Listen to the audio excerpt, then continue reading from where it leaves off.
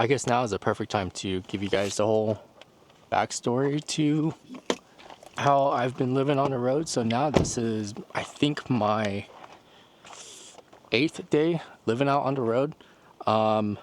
So let's kind of start from the very beginning as to how I'm here at Mount Baker.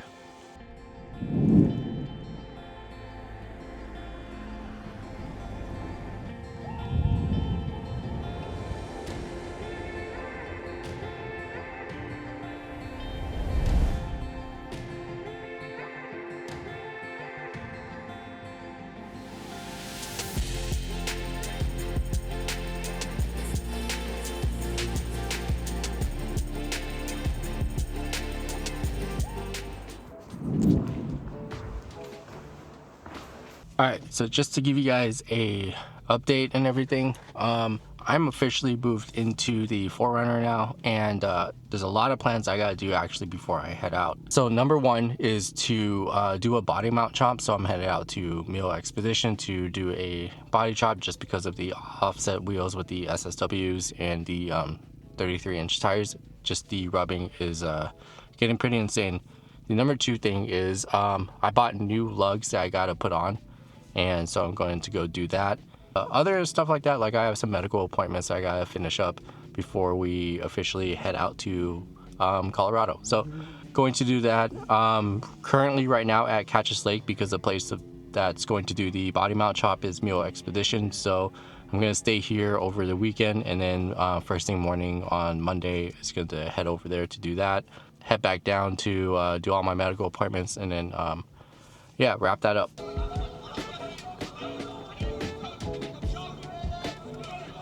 So my go-to meal in general is just ground turkey, tacos, quesadillas, whatever you want to call it, but super easy to make. You can make a lot of it, and honestly, if you're cutting, it's not a bad meal to make.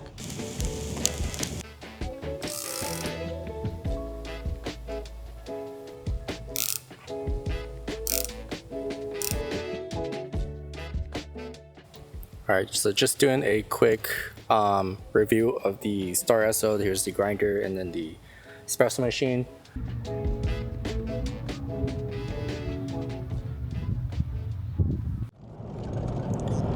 So it looks like my package just arrived. Gonna head out to the post office and pick up the package. So if you guys are ever curious, if you're on the road, you can always hold your packages at the post office or whatever's most convenient, and then you can go and pick it up. I'm just finishing up work. I'm over here at a Planet Fitness, probably gonna head in and go in and shower. What's going to happen tonight, or at least this weekend, is that there's a giant meteor shower going on. So I'm gonna head out into Artist Point near Mount Baker and see what I can get. So this is going on tonight, or at least this weekend. So like I said, gonna try to see what I can grab up there, up north.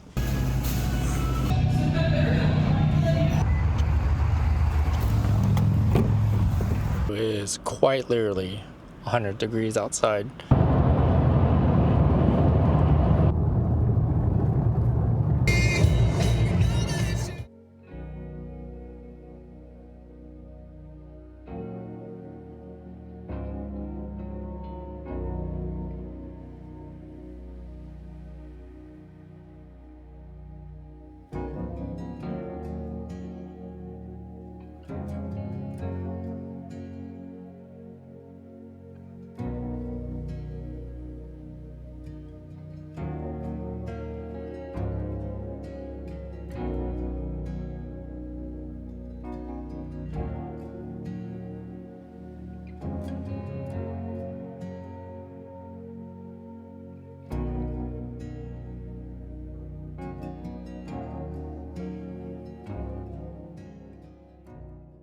Take this spot, and then probably make some coffee. I'm gonna have to clean up a little bit, so I guess now is the perfect time to give you guys the whole backstory to how I've been living on the road. So now this is, I think, my 8th day living out on the road. So let's kind of start from the very beginning as to how I'm here at Mount Baker. Okay, so previously on the last couple of videos that I've done, I mainly just go out as like a weekend warrior kind of thing, where I'll go to Mount Rainier and explore that area, Mount Hood, just all around Washington, Oregon area. I'll explore the area as well as do a lot of photography. That's actually what I really want to do, is photos. But some of the places that you get to, you really can't do that in like a very small vehicle. So I bought this, which is the 4Runner, and it got to the point where I wanted to start doing like the shots that I really want, were like sunrise, sunsets stuff, and it requires me to kind of be there early or stay super late. And so I kind of transformed this 4Runner into a vehicle of like almost like a base camp, where I could just sleep in, camp out, cook, make coffee, stuff like this. To be honest with you, it kind of just grew from there, where I just made this my home and then go anywhere I want, which is the 4Runner is probably one of the better vehicles to do that. I think if I were to do it again, I might have just gotten a van instead. It'll be a lot more comfortable, or a bigger truck, so like a Tundra or something, or like a Ram, and then put a camper on it. So that was like the beginning phase, and like the idea behind wanting to do all this, and how that kind of all comes back to why I'm on the road now is there's just so much freedom to have, to just be living out on the road, because I spend most of my days at home doing basically nothing but planning for the weekend. That was the whole idea of it, and I've been pondering on that idea for, I guess, the longest time. And then as of 8 days ago, I am now pursuing that idea.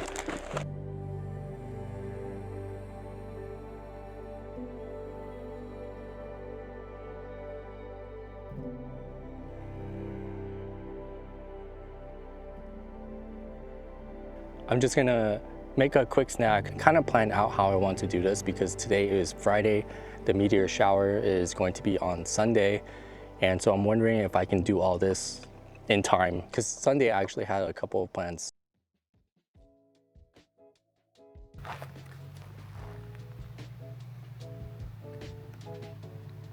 Just got to camp. This is Twin Lakes, and not 100% sure if I can camp here or park here, but somewhat off the side of the road here next to the lake. There's a Tacoma over there, so I guess you can park here. They said it's free camping or free parking wherever when you get here, so make a quick lunch real quick.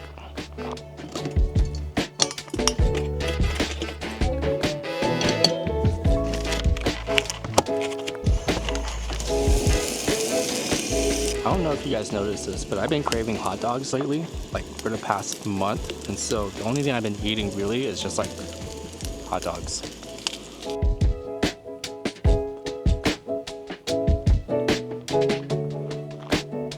I guess you can actually camp over there somewhere, but I don't know. There's quite a bit of people. The really cool thing about this spot is that there's a fire lookout up there somewhere, and the hiking trail starts down there, so that might be something I might end up doing tonight.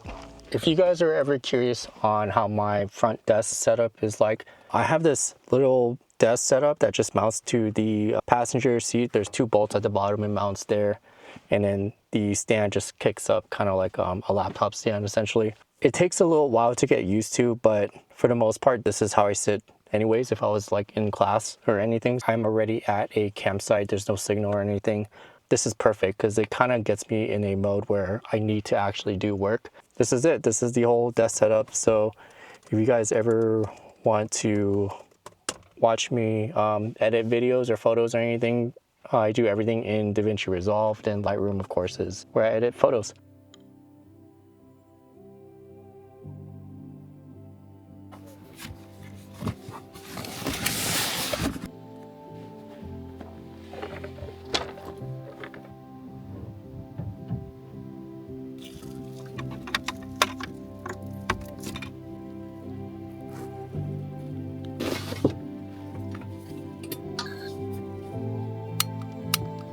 You guys can probably guess what I'm having for breakfast.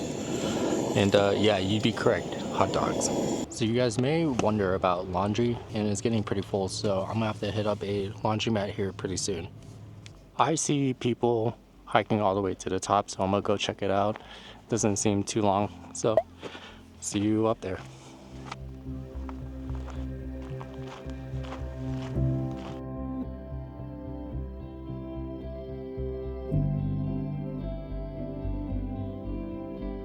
So I am parked right there.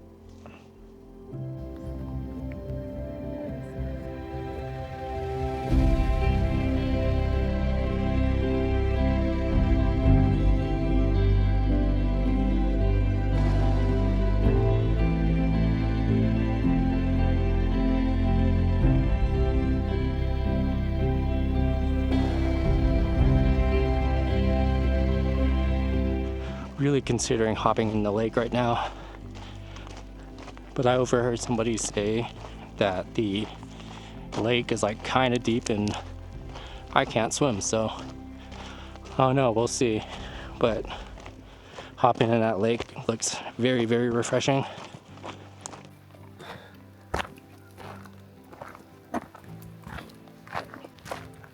Home sweet home. I will say for the EcoFlow, I think makes good stuff, except their solar panel. I think their solar panels could use a lot more work.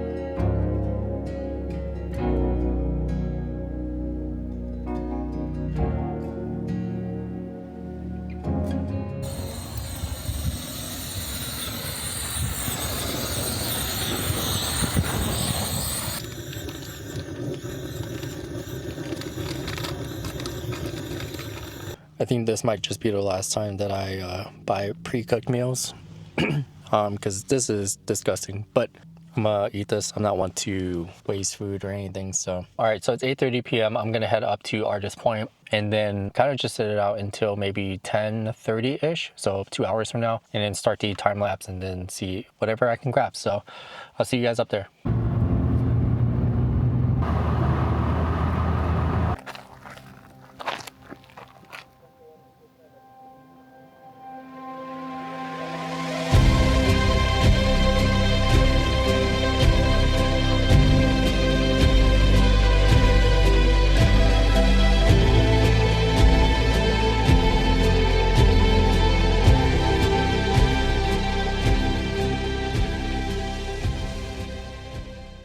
I got Starlink, so I gotta set that up because I don't think I have much signal around here. And I'm in Oregon. I'm about an hour away from Cannon Beach.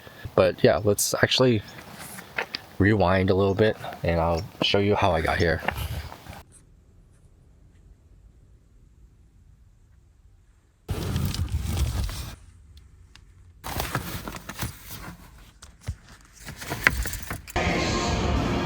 So in today's video is probably going to be like a real life example of what it's like living on the road. I'm not always going to be in the mountains or like on the beach or anything, doing overlanding, camping, all those cooking stuff.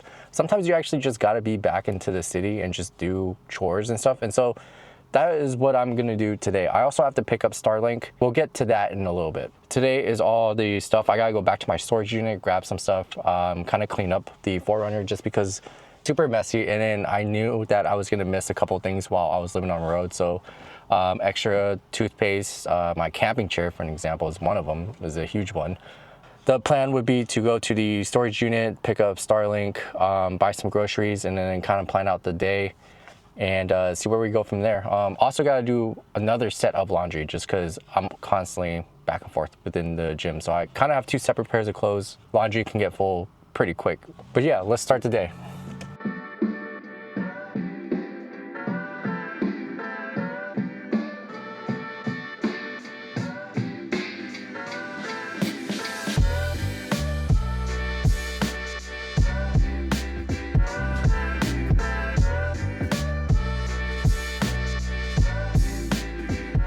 So I'm actually gonna go on a rant here in a little bit, so just hear me out. Anyways, I got these SSW wheels and I had a shop, Les Schwab to be exact, put them on. And after a couple of days, I started hearing this grinding noise or this knock from the wheel.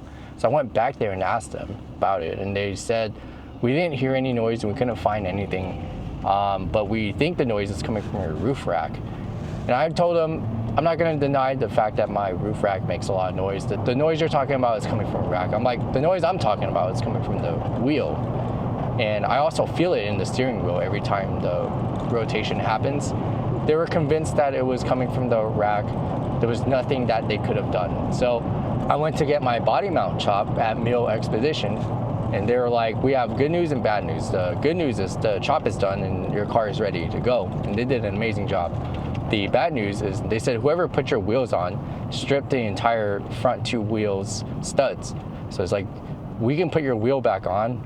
Well, in fact, they could barely take the wheel off. They said it was torqued to over 200 pounds, which is, in my opinion, kind of crazy that a shop that would torque that much. But they said, yeah, we could barely take your wheel off.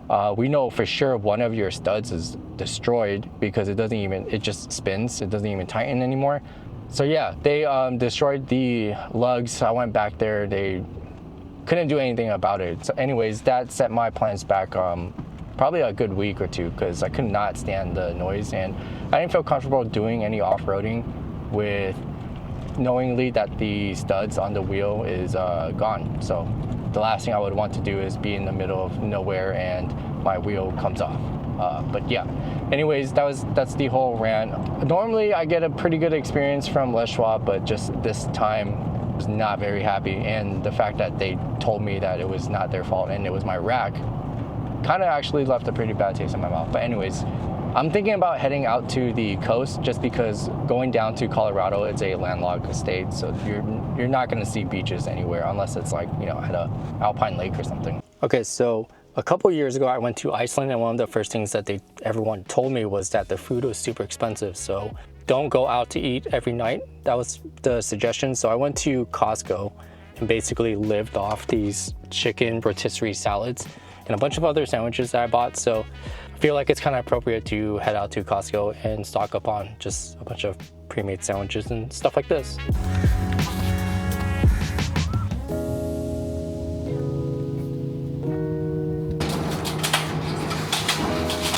All right, so going to donate this, pack up some more stuff, and then we'll head down to pick up the Starlink.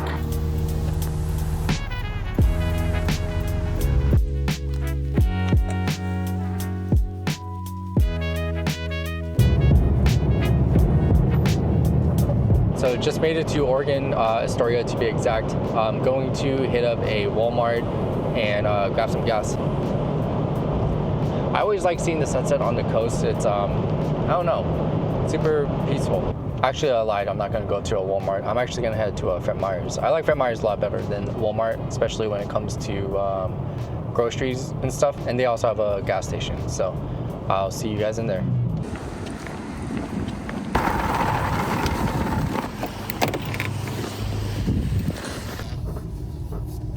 I don't know if this is true or anything, but I feel like they give you a lot more food if you go inside rather than the drive-thru. So I'm gonna go inside.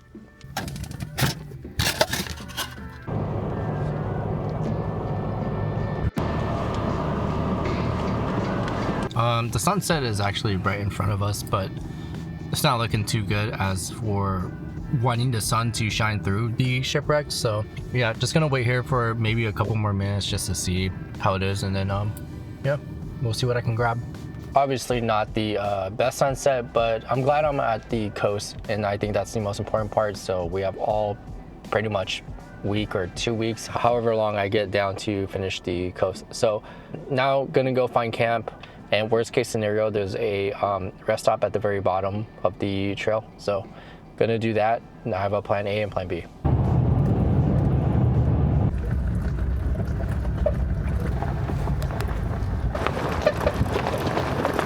I'll show you the spot.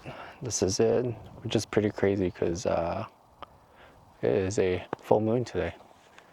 And it's popping out over there, but 2 or 3 neighbors actually up that way. But this is, I'm more excited to see what this place looks like in the morning when you know, the sun's out, but clear skies today. I was actually gonna fly my drone around just to get some rolls, but I didn't want to be too noisy, especially when there's people around.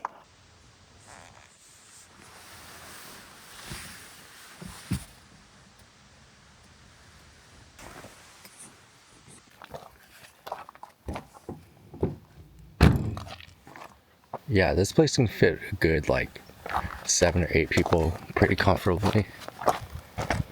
Here is camp, and I don't have too much signal, so I'm gonna set up Starlink. And oh, actually, I should probably explain to you how I got here. I'm actually in Oregon, like maybe an hour away from Cannon Beach to be exact. So this is the Starlink Mini, and this is literally the size of an iPad. But I'm gonna set this up. Let's test this out. It'll be my first time using it.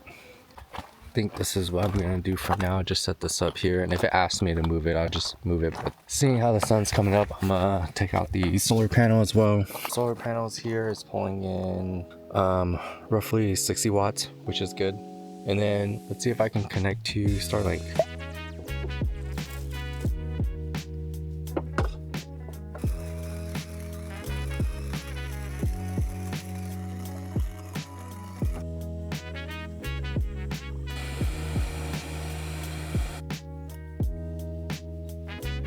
So I got everything set up, coffee made, all that stuff. Solar panel is currently charging. It's at, sun's coming out a lot more, but it's still looking at, I don't know if you can see that, but around 58 watts. Turning the Starlink on is pulling in about 18 to 20. I also have the fridge on, but it's actually not running at the moment. I am currently pulling in roughly 125 after my speed test, so not too bad. It's actually really good. But yeah, anyways, going to get to work, so I'm gonna hang out here for a little bit.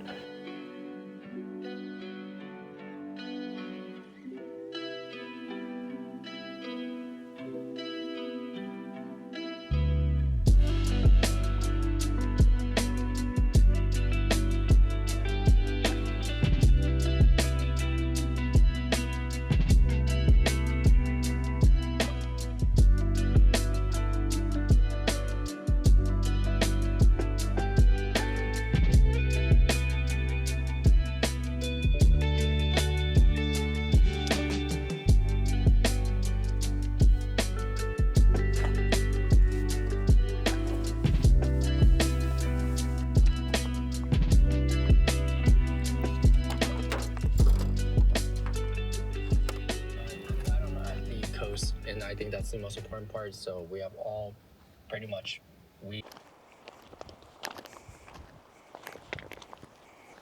all right, so what I'm probably gonna do is actually pack up. There is a rest stop down the road that I gotta go use, and I'm most likely just gonna come back here and camp for another night, probably meal prep a little bit, and then yeah, slowly work my way down the coast. So I'll see you guys in the next episode. Hi, I'm gonna have coffee. When I mean coffee, aka a Celsius. Too lazy to make coffee right now, and you've seen me make coffee many times. Just to reintroduce myself, my name is Tim. I'm a photographer based out of Seattle. I am currently on a road trip to Colorado, possibly head up to Glacier, then Banff later in the year, and then back around to Washington. And while I'm doing this, I'm living out my 4Runner. And currently, right now, I'm along the Oregon coast, traveling along just because I've always wanted to do this, and I wanted to see the coast one last time before I head out to Colorado. My whole backstory in like 5 minutes or 2 minutes. I'm going to actually pass through Cannon Beach today and see, just hang out there for a little bit. And not too far away is a parking lot that it looks like you can camp at. So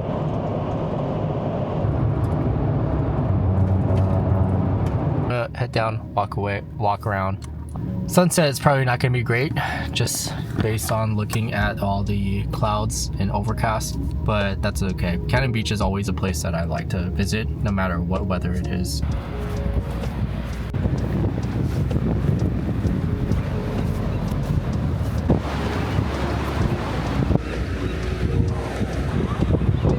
that is the brand new Land Cruiser. And if you guys are ever curious, this is how I find places to sleep at night. I have an app called the Overlander, and I just browse right through this just to see where things are. So it looks like this spot doesn't have a overnight sign, and I'm pretty sure I know exactly where this spot is, but yeah, probably gonna head there and do that. So I'll see you guys out there, and probably the next morning.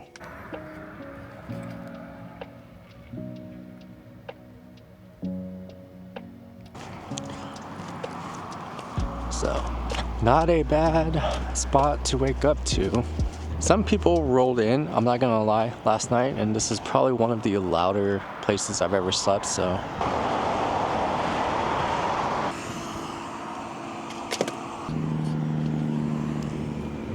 So, coffee made. I actually made a huge mess back there. I spilled all the coffee on my drawers, so didn't film that. But anyways, going to head down to one of the beaches, get to work, and then see what I can find later out in the day. So I'll see you there. Change of plans. I think I'm gonna chill at this parking lot. It is a clear sky view for Starlink, just in case I needed it. The other place I was going to, I think I was gonna be kind of intrusive because having to set it up, and I'm in a public parking lot. I mean, this is no different, but this is a viewpoint, so people are constantly in and out, while that one is an actual like business. So I will show you guys around, but I think I'm gonna work out here. Outside of Starlink, I actually have a mobile hotspot device. It's the device that I use, sorry it's a little like scratched up. If I am in a parking lot like this and I need my laptop to have internet, it connects to the mobile hotspot device. As for measurements go, I think within a month, the most I've ever hit was like 75 gigs. The other alternative is I have the Starlink Mini and then the Roam plan to go with it, so it's 50 gigs. Phone also has, I think, 50 gigs worth of hotspot device, just based on my plan. And then I have a data plan with a hotspot device on my iPad. Just know that I have backups for my backups. Want to see me make the most basic sandwich you'll ever meet? Bread, Forrest ham, turkey breast, and provolone. I almost forgot what cheese I bought. All that goes together. That's it. Okay, so just got off work. Along the Oregon coast, there's a number of places that you can go hiking. I'm at one of those spots right now. I forgot my hiking shoes. You ever do elopements or weddings or anything? This is the place to do it. Yeah, gonna take a couple photos and everything, some B-roll, and then I think we'll be out on our way to Tillamook.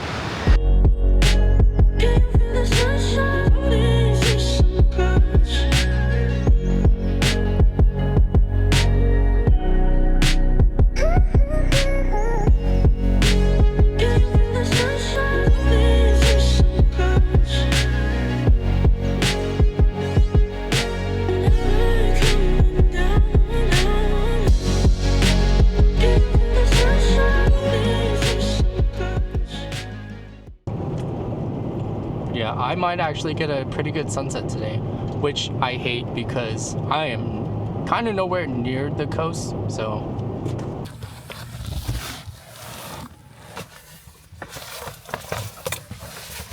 So I like staying at a rest stop because they're always access to a bathroom. It's a little easier and peace of mind rather than trying to do like any stuff camping in the city. Anyways, going to, continue down south to Pacific City. There's a beach that you can drive on just a little north of it.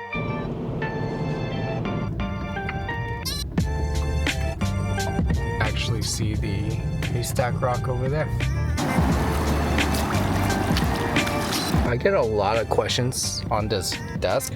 It's I'll link it below and everything, but it hooks up to this. It's like a laptop stand or a monitor holder, however you want to say it. I used to have a monitor holder that looks just like this. I'm out to the car seat, so there's two bolts here and then there's another one down here, and it's just a little platform.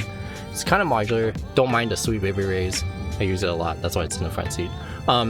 You can mount it however you want. I just put it here because I want it as closest to me as I can. Sometimes I put it back there, but I found that this is the perfect spot.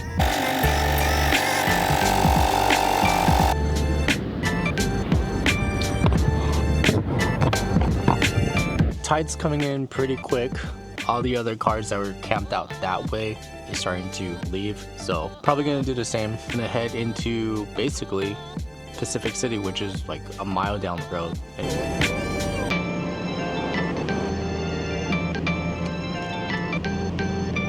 actually think this car is leaving, so if they do leave, I'm gonna take that spot.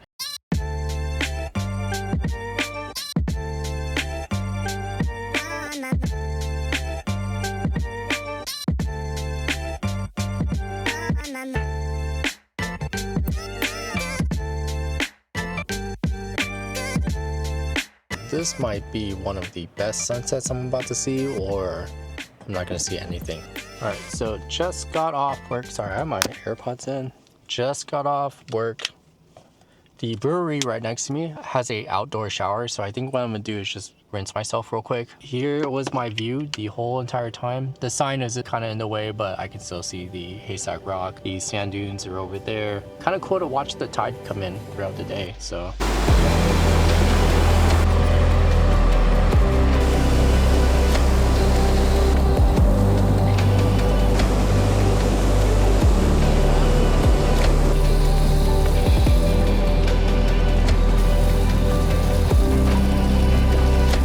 So the campsite that I found is about 10 minutes away. It's not very far from Pacific City, meaning that there may be a lot of people along the forest road that I'm headed out. So hoping that nobody would be there. So that was my camp spot. I am going to have to make a decision real quick as to where I am going to camp out.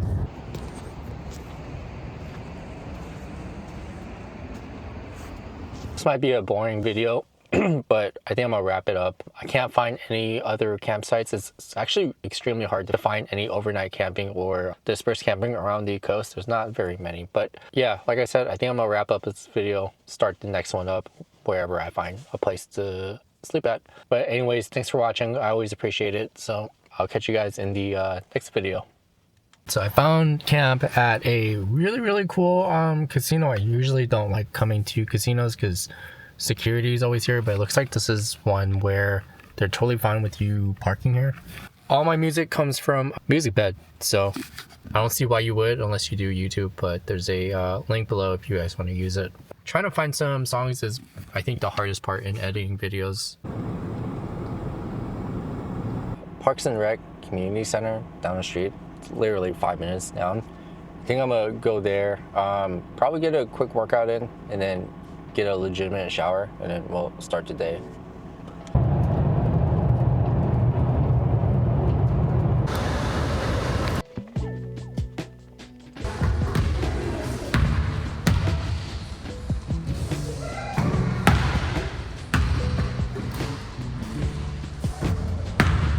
All right, I drove maybe like 30 minutes down the road. Could be 40 minutes, but just needed a change of scenery and wanted to drive just to recharge the EcoFlow. Not a bad view to work out of the rest of the day. All right, so just to give you guys an update, I'm at Devil's Punch Bowl and kind of halfway through the Oregon coast. And then, so yeah, this hits pretty much the halfway point. This parking lot is super full, so hopefully I can get something like right next to the Punch Bowl.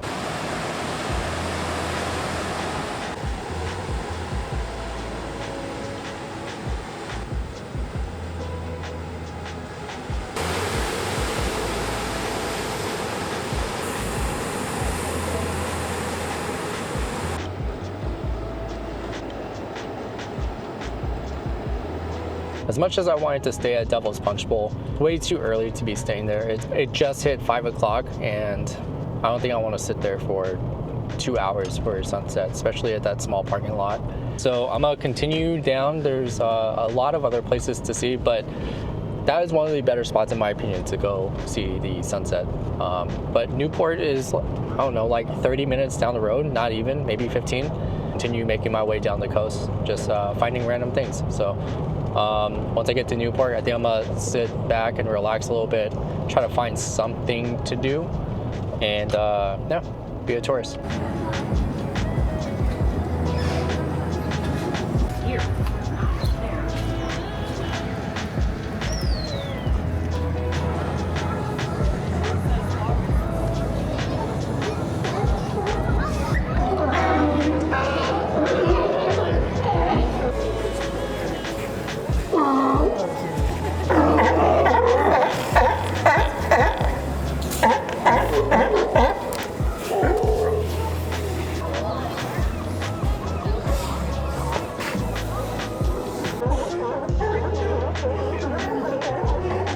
Yeah, Newport seems like a fun place to hang out on the weekend. Yeah, great stroll around downtown. It was a lot of cool shops there. Still making my way down the coast. This is probably one of my next favorite spot is I can't even pronounce it, Perpetual. All I know is that there's Thor's Well down there, and it's a crazy phenomenon that happens. It's basically a sinkhole. The water comes in, pushes the water up, and then falls back down. It's a cool spot for photos. If you do long exposures, you can actually get a cool silky photo of the water draining into the well.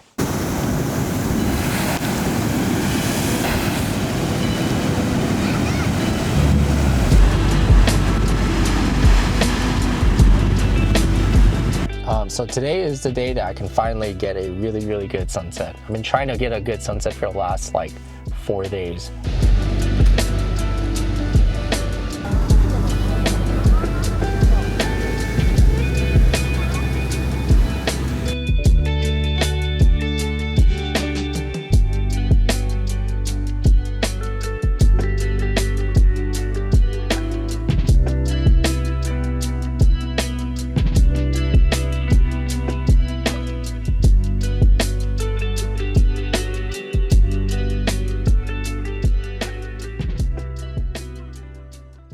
The spot that I found was Teton, which I kind of was expecting, kind of not really, because well, it's Thursday going to Friday, and I'm starting to see an uptick of a lot of people on the coast.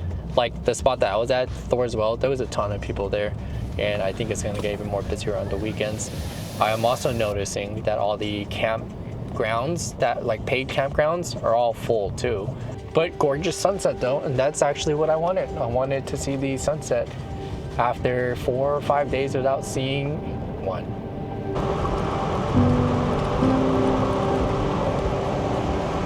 Amazing view though, love the drive. Kind of why you come to the coast is because the drives are like this. You get to see water all day, super chill. Anyways, I can talk so much more about it and everything, but I gotta find a place to sleep.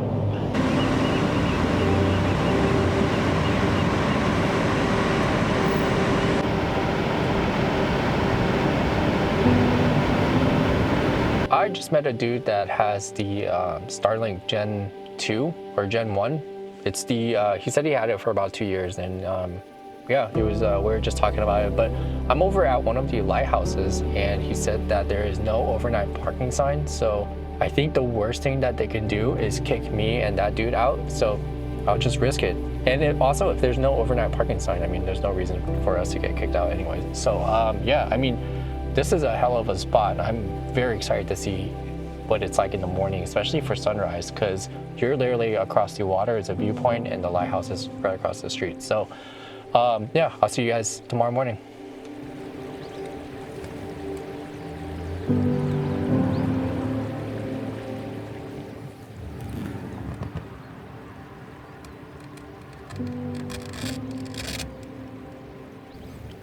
The guy I was talking about yesterday is actually parked right there, and you probably can't tell, but he's got the Starlink, the very first generation Starlink up there. Not a bad view to wake up to though. So I'm gonna really have to utilize the alternator charger. I'm sitting at 41%.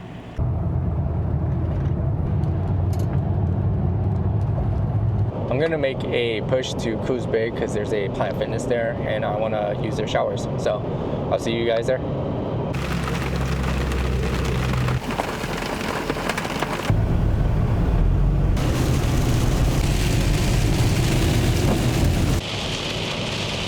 kind of close to the campsite or the camp spot that I found. A little concerning on how hard it's raining, but we'll see. This spot is promising. I don't see anybody up there, so but yeah, let's check it out. I'll show you guys the spot. Holy crap, it's raining like crazy.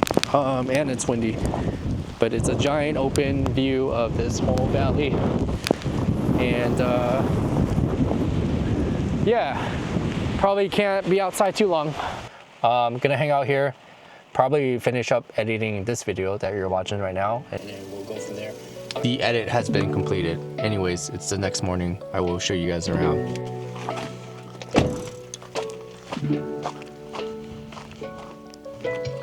But here's the spot. Yeah, really cool open spot. You can actually see the ocean over there. The road to get here is right down here. Don't mind the awning sagging. I opened it up last night and I'm just like letting the water drain. I think this is probably one of the better spots to do any dispersed camping when you're like near the coast. Fortunately, this is about an hour away from Brookings, so if you're coming down from Portland, really far. But yeah, I'm gonna make some breakfast.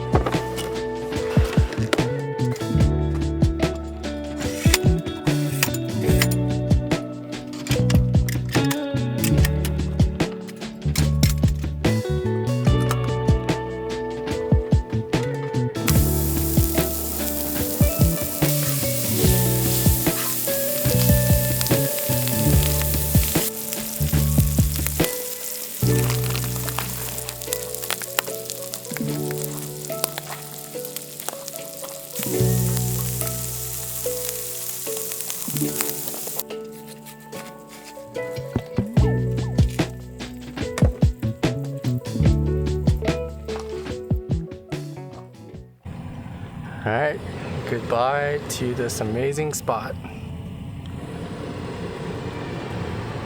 Got here last night. If you guys haven't seen my last video, go check that out because that was me trying to find this spot and it actually took forever. Gonna make some coffee real quick and then head back down the coast and continue along the way.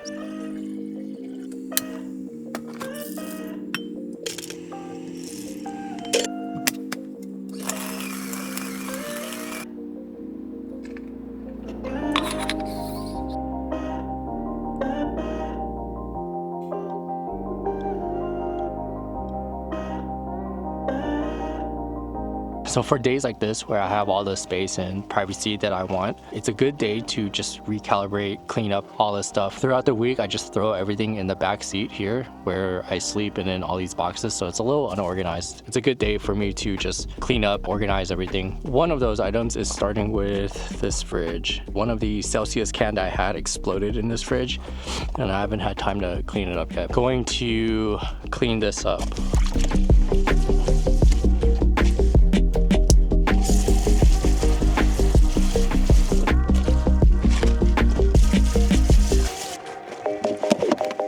Alright, I'll show you what we're working with here. So this cable here is the Starlink cable and it's like 30 feet long. So I gotta find out how to manage this while have it still connected and easy to use.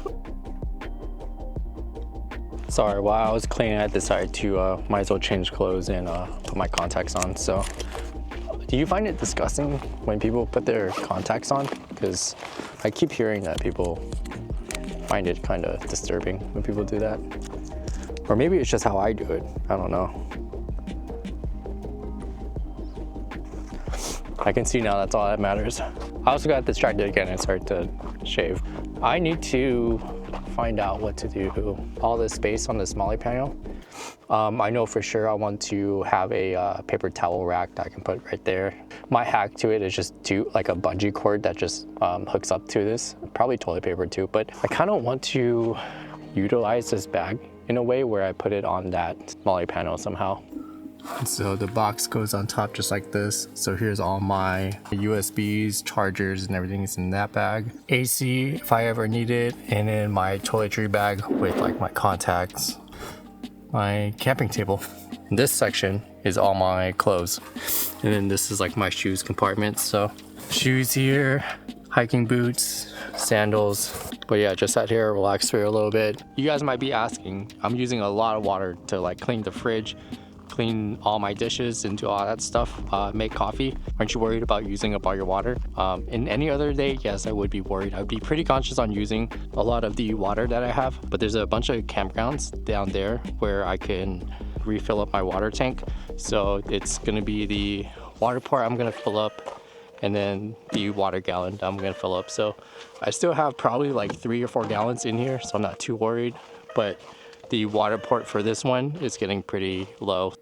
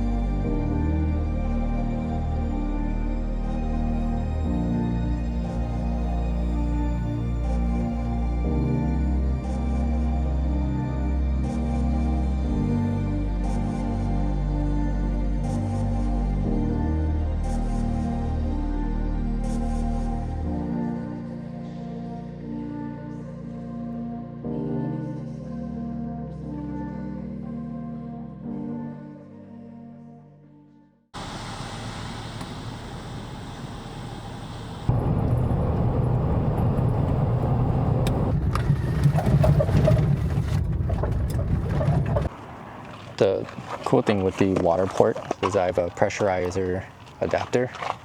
This can go straight onto here.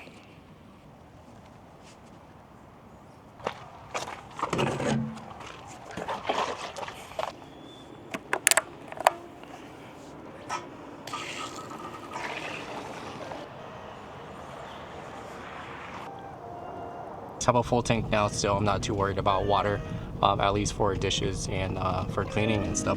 But yeah, anyways, let's continue down the coast. I think today is the last day. I'm pretty close to Brookings, so there's 2 spots I want to check out. One is called Secret Beach, and the other one is the Natural Bridges. Super famous spot, so we're gonna head there today.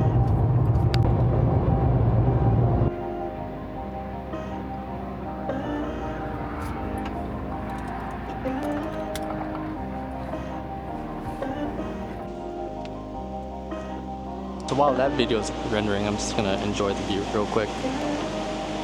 This is Myers Beach.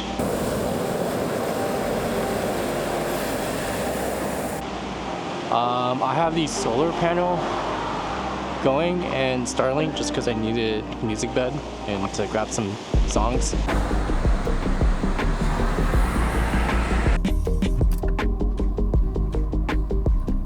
Just out of curiosity, what do you guys order at Dutch Bros? I don't think there's a better way to end this coastal trip with a banger of a sunset. So I don't see a cloud in sight, and looks like the burn for this sunset is going to be amazing. And I'll show you guys when I get down to the bottom of the beach. But yeah, really excited to see today's sunset. Also a great one to end the entire trip. So I'll see you guys when I get down there.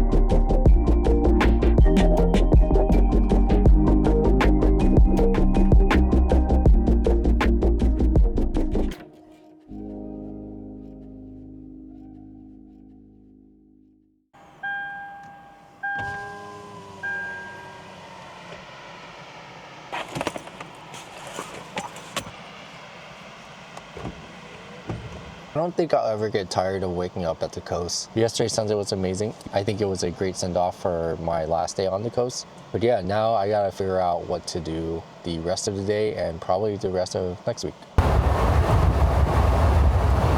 I think my next plan or my next stop is to head towards Bend.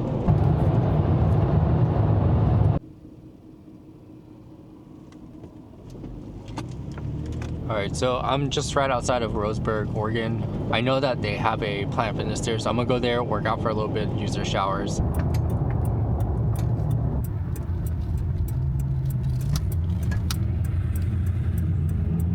I just realized my laundry is full, so I gotta head out to a laundromat. Thankfully, there's one down the road. Okay, so this laundromat is full, and also it's coin only, and your boy doesn't have any coins. So probably gonna head out to the next best thing, which is, I don't know, In-N-Out Burgers. Do you want a receipt today? No, I'm okay. Alright. You too. Okay, as I'm finished up eating, I think I have my next plan. On Highway 138 is also known as the Waterfall Highway out here in Oregon. So I'm gonna slowly make my way through the Waterfall Highway and then slowly make my way up towards Bend, Oregon. So if you do a quick Google search on Waterfall Highway in Oregon, it comes up 138. Looks like there's a ton of them, so I'm gonna try to do this route. But yeah, I'm gonna go and check out this route.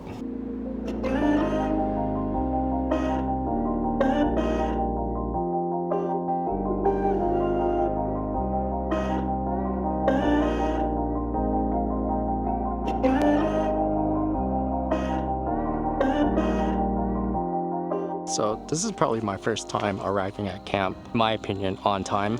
This is just a spot on a BLM land, but yeah, not too bad. I mean, it's literally off the side of the road, which I hate, because then people get to see me and I get to see everyone that passes by. As far as I know, I haven't seen a single person on this road. Any 4x4 Colorado, I can't emphasize enough on how nice this upper window is. It creates such a breeze, especially when you open up the back window. I'm gonna do some work in here, edit some stuff, and then call it a night.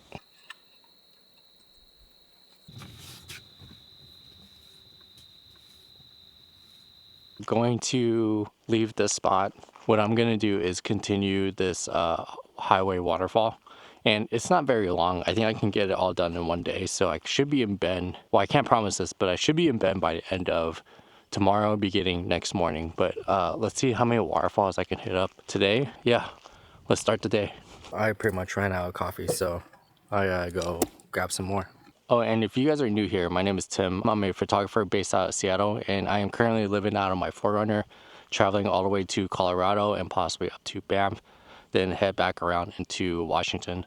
And in the meantime, I'm just trying to see all the cool things along the way. So photograph all the spots that I've always wanted to photograph.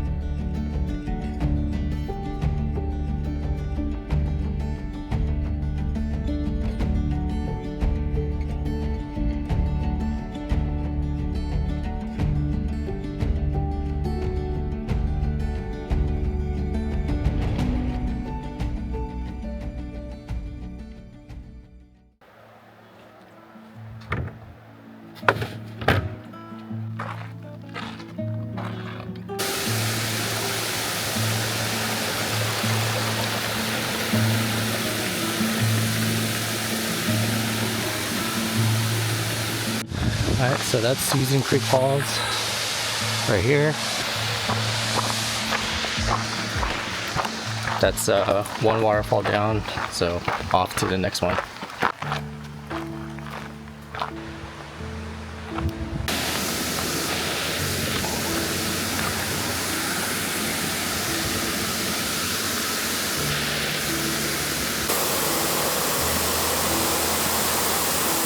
Alright, so I didn't know the waterfall was going to be like this. If I had known, I would have just dropped my shorts and hopped in the water, but nonetheless, pretty cool.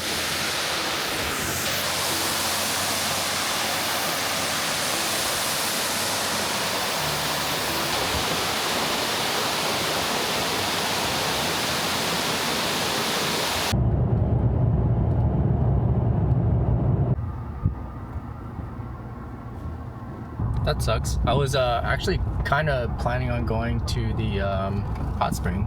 Looks like it was close.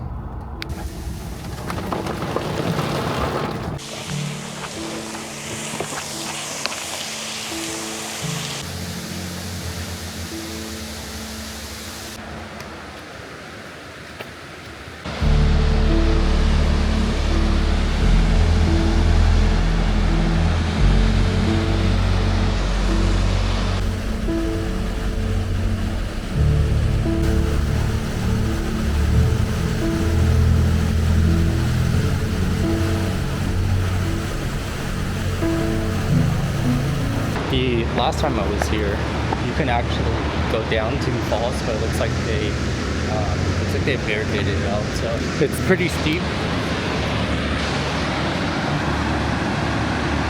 to get down there. So my guess is that people were like falling trying to get down there. By the way, if you guys ever done this highway, there's way more waterfalls to see. I only saw the bare minimal. Pretty much anything along this highway. You actually could do like 4 or 5 other waterfalls if you went around. For me, I wanted to be fairly close to Bend, Oregon by the end of today so I can find camp. And so taking that other route is gonna be like a 2 or 3 hour detour. But the other waterfalls that you could have done is, I believe, Yasco Grotto and I think Wolf Creek is along the other way around. Quick update, as I am in between chasing all these waterfalls, I'm trying to take a break and go make some lunch / dinner, and I'm finding that there is a wildfire within the area, and so all the campgrounds or even dispersed campgrounds or the way to get to some of the camp spots that I have, like the dispersed spots, are all closed. And that may have cut my trip a little short because that was the whole plan for today.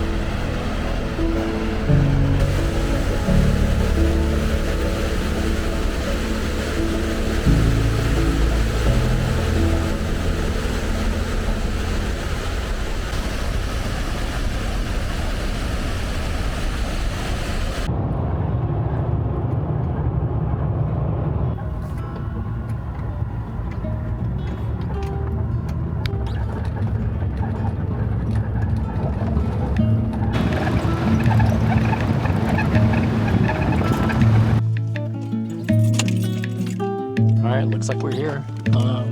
The spot is huge. This is kind of why I like going into like Bend, Oregon area. There's a lot of dispersed camping like this, and it's like really leveled and easy to find. So I'll show you guys around. So there's a giant spot here, and then like 15 more spots all around these trees. I'm just looking up. I'm just trying to be conscious for Starlink, so I think there's some obstructions with the trees, but I think I should be fine. I don't know. There's one way to find out, but time to make lunch. So the whole reason why I was like kind of anxious to get to a spot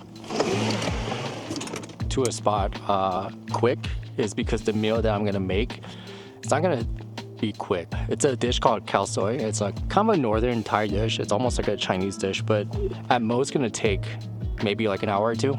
I kind of want it to be away from the road because it's a curry-based soup, and curry is just really not pungent, but it's a strong smell. So, but yeah, let's get started.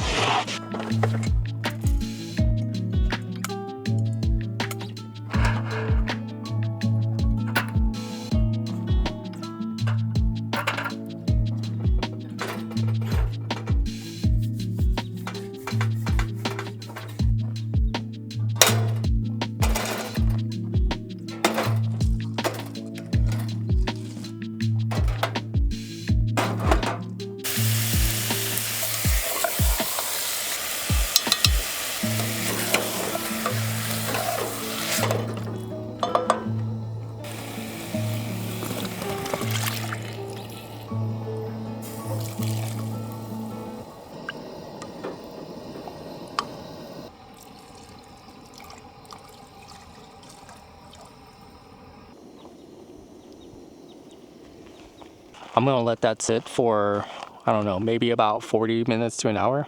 And then it's time to plate and eat. If you guys actually know how to make cow soy, you'll know that I'm kind of cheating a little bit because I don't have all the ingredients on me. So for an example, the fried noodles that you're supposed to put on it, I'm just using fried garlic to add the extra crunch to it. There's other stuff to it too, like I know some people put in like lime leaves and stuff. Don't have any lime leaves. Curry, coconut, your choice of protein, and then chicken broth, which is the core ingredients to it. I also don't have any palm sugar or sugar in general, so you would want to add that if you make it at home. All right, so this is just about ready. I totally forgot my ladle and a bunch of chopsticks, so I gotta eat this with a fork. I may have cooked way too many noodles or prepped way too many noodles for broth ratio.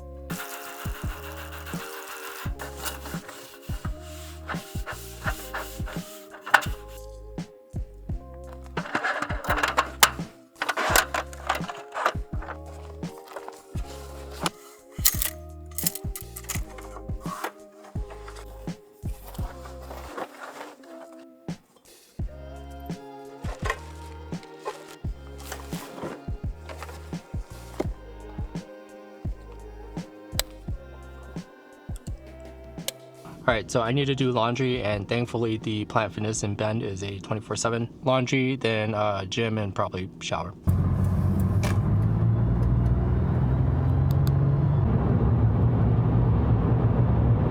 All right, just got to the Planet Fitness. Fun fact, I actually got my membership started at this one, the one in Bend. This is probably one of the few times that I am actually using the Devo Slight Ranger. I don't see much reviews on this or anybody talking about it, but this is the upgraded mattress from 4x4 Colorado. In my opinion, I highly recommend you upgrading the mattress. It doesn't have to be this one, but some sort of upgraded mattress because the stock one is a little stiff.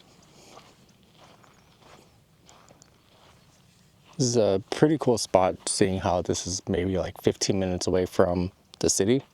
If I ever need to go into the city and grab like gas or food or anything, I'm not very far away.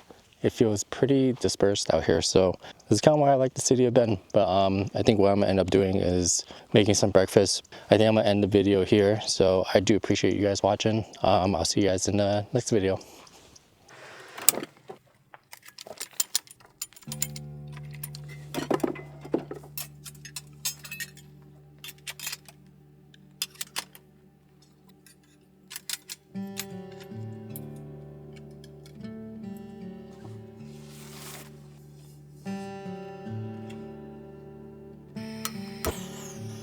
If you guys want to know anything about me, just know that you have Al Pastor on the menu. That is most likely my protein choice.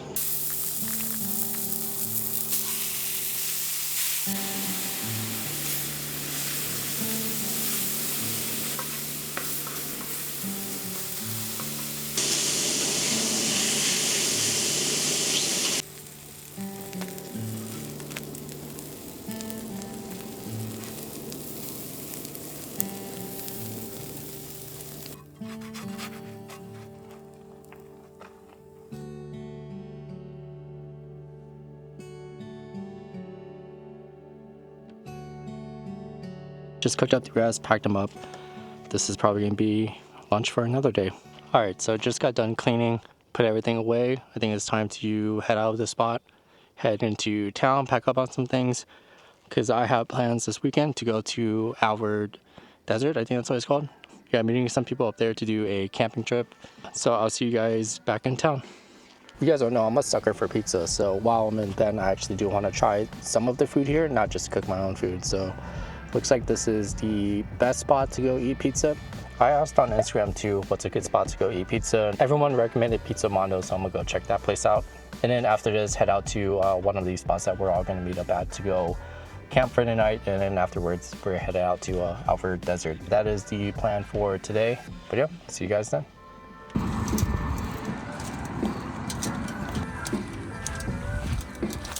So I got way too hungry and started eating.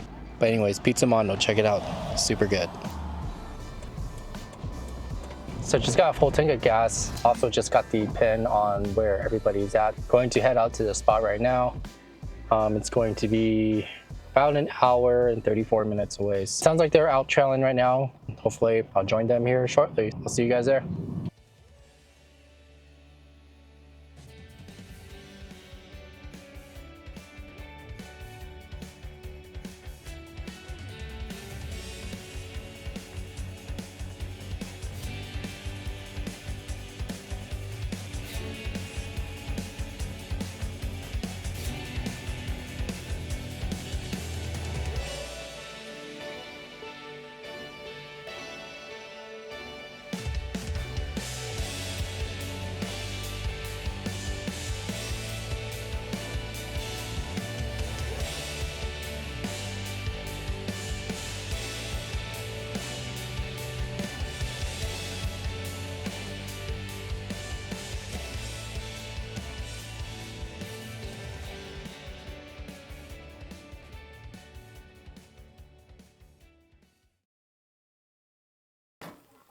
The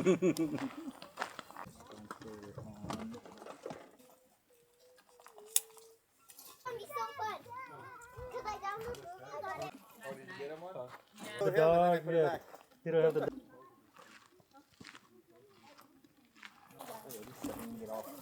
Time is better.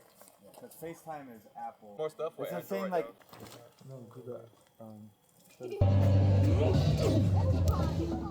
Tip, tip, tip. Yeah, that's better. Check.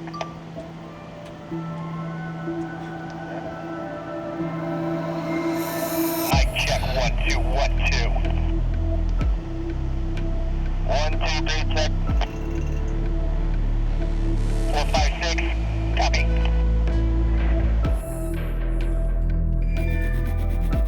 Java, so there's a link for French Glen, and it's a gas station that we're heading to. We're gonna head there, link up with Jacob, and then head straight to Alfred Desert. Copy. Copy. Alright, let's go. You guys make it out to that spot overlooking the dam or no? After this gray sedan, it's clear, all wide open. Clear. Clear. Clear after the sedan.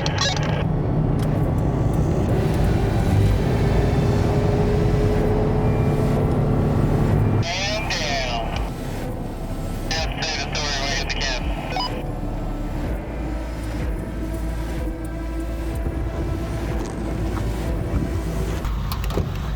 Jacob's gonna take the lead, so it'll be Jacob, then followed by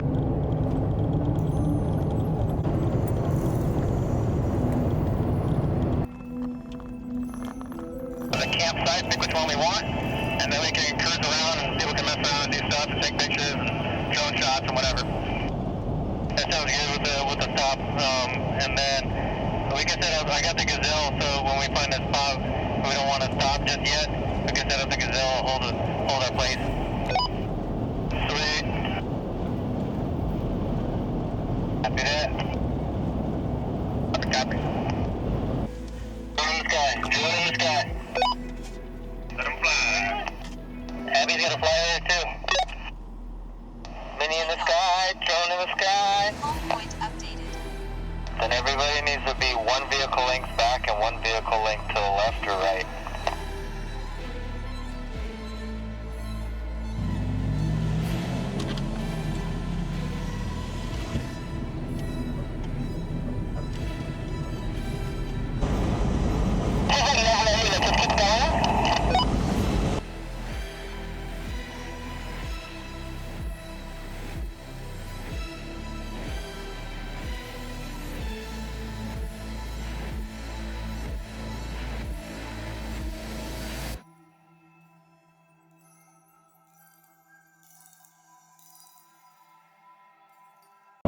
Hey, Jacob, what's the history lesson around this area?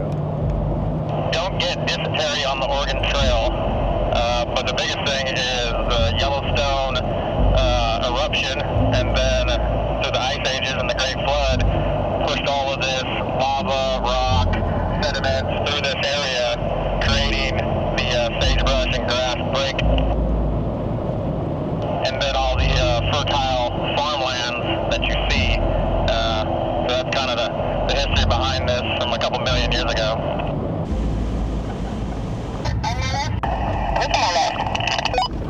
I'm on the left. Left is good. Right is good. I say again, right is good.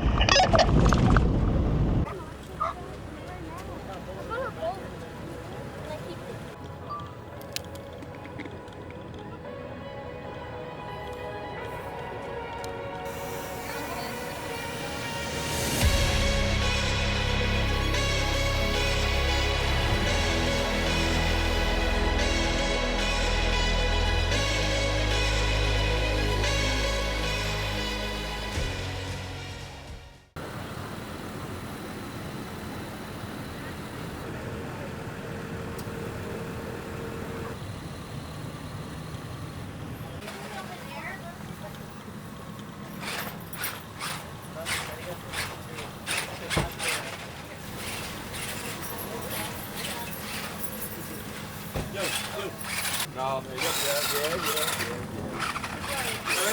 Go.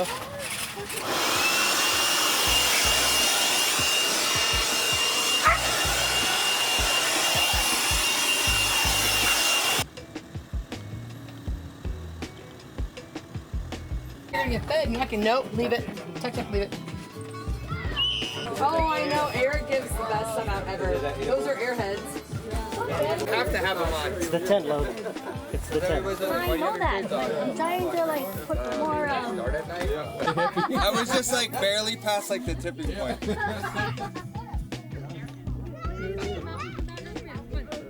This is your first one? Oh, yeah. Oh, for sure. Yeah, they'll all like, once they they're right now. And they're dead.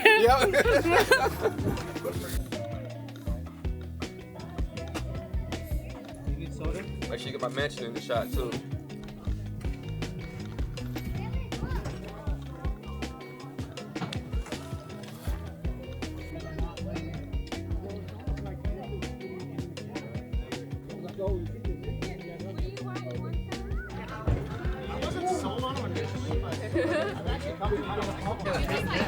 I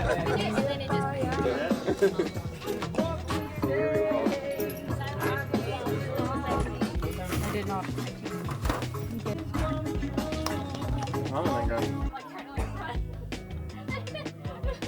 Watch. That shit better fucking serve my food. Watch on it the levels platter. itself. Done. Look, Look at that. Give me Does it orgasms. like- does It doesn't even need a freaking level like bubble. Like it just.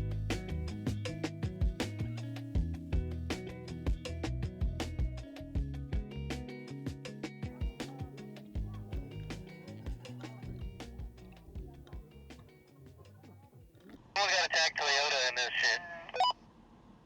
Back. Bro, Toyota, iCamper, all of them. I was just thinking that while we were rolling up here, I was like, dang, this is an ad for literally every Overland product. We have every kind of bumper, every kind of tent, every kind of tops, racks, lights. A cornucopia, if you will.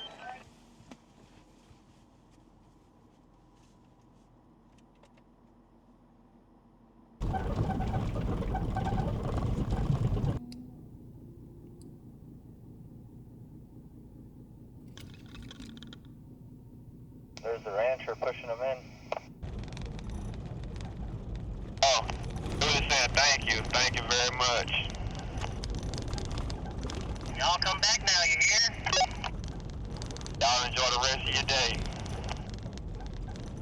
New York City? Let's do the Polar Express. Snowpiercer. Nice. Well, you know, we'd all be in the back car.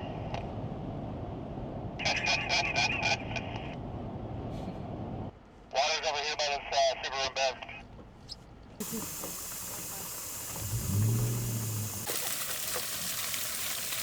This is like better than pay-per-view, man. Bro, I don't know if this is going in there. It's getting heavy though. Oh, that's such an easy. Hey, bro. Aim at the plate. Aim at the plate.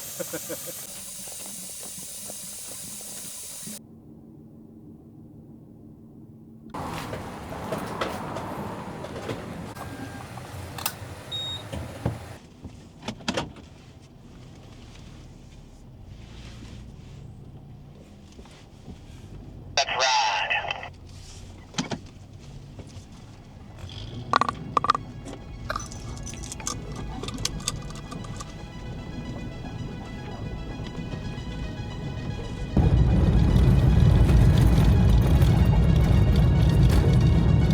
Be stopped somewhere. I'm just gonna check my tires because it's blinking right now. Copy that. Tire check. There's a turn up here. I don't know if that's someone's property though. 1 second. Yeah, that looks like a driveway to that red house.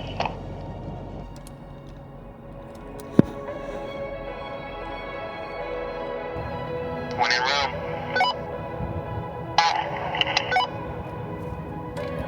Good.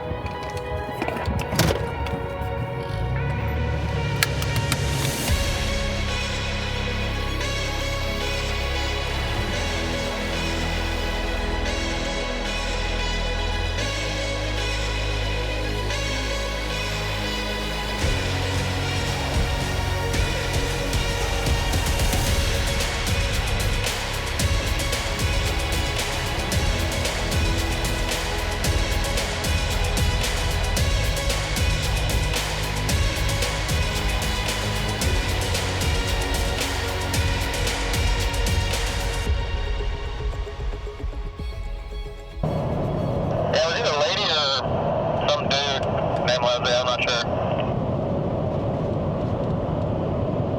So when I read that one, it says a lady. Her name is Leslie. I'm not going to assume their gender, but it was a long, long time ago, so yeah, probably.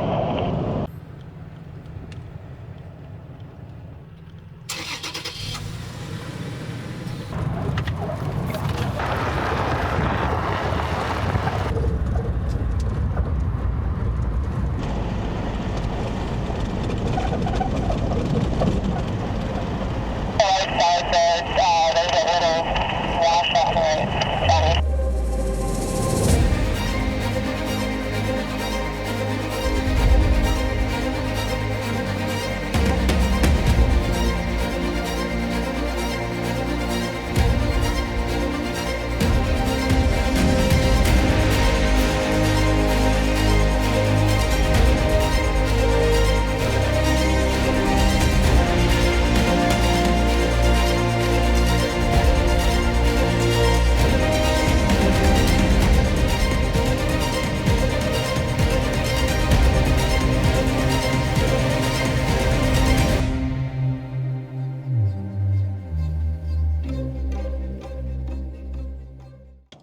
My kid yesterday was like, what's a plateau? And then Roxanne's like, oh, it's when you can't lose weight.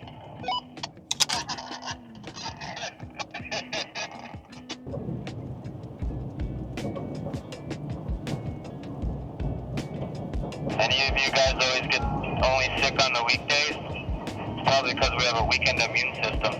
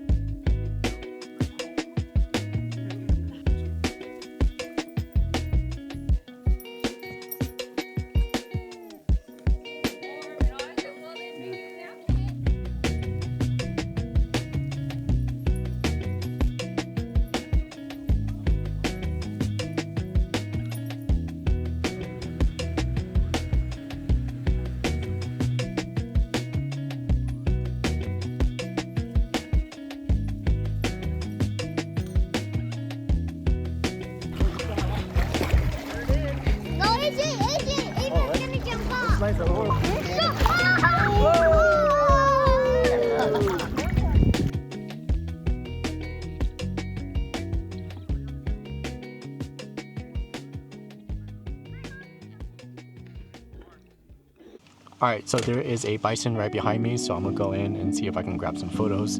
Obviously with wildlife you want to keep your distance, so I'm gonna stay right behind the 4Runner and see what I can grab. I was searching for an open door. I was looking for a peace of mind. It's a feeling that I tend to get. Won't rest until I make it right. Alright, so for me, it's been about 2 weeks. Hung out in Boise just for a little bit to hang out with some friends.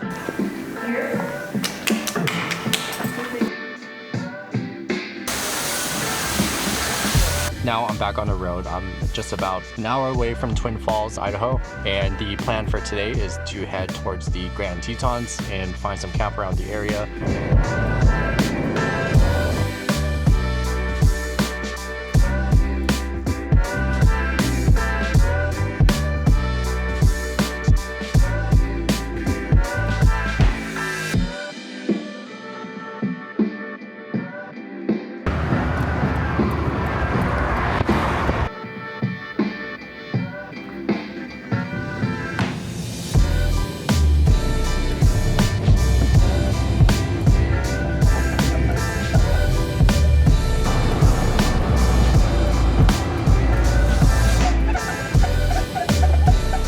I don't know if you can see, but these guys right here got a hell of a spot because the Tetons are over here.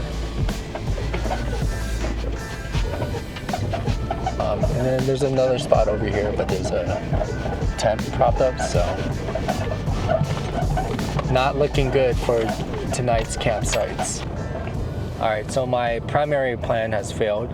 I wanted to wake up really early and try to secure a campsite, and looks like everything is all taken, which is kind of surprising because it's a Tuesday morning. But anyways, going to hang out at one of the viewpoints, and then later on in the day try to grab another campsite that's down the road.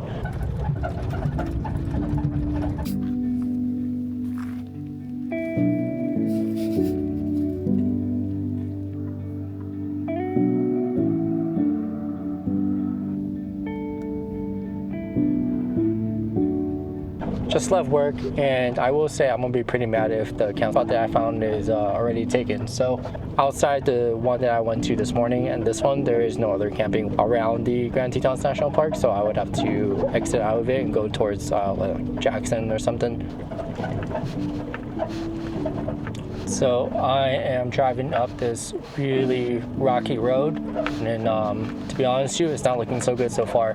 3 of the campsites down the road were taken, so honestly the farther I go up and the rockier it gets, I would say the less likely there'd be people up here, but I've been surprised before.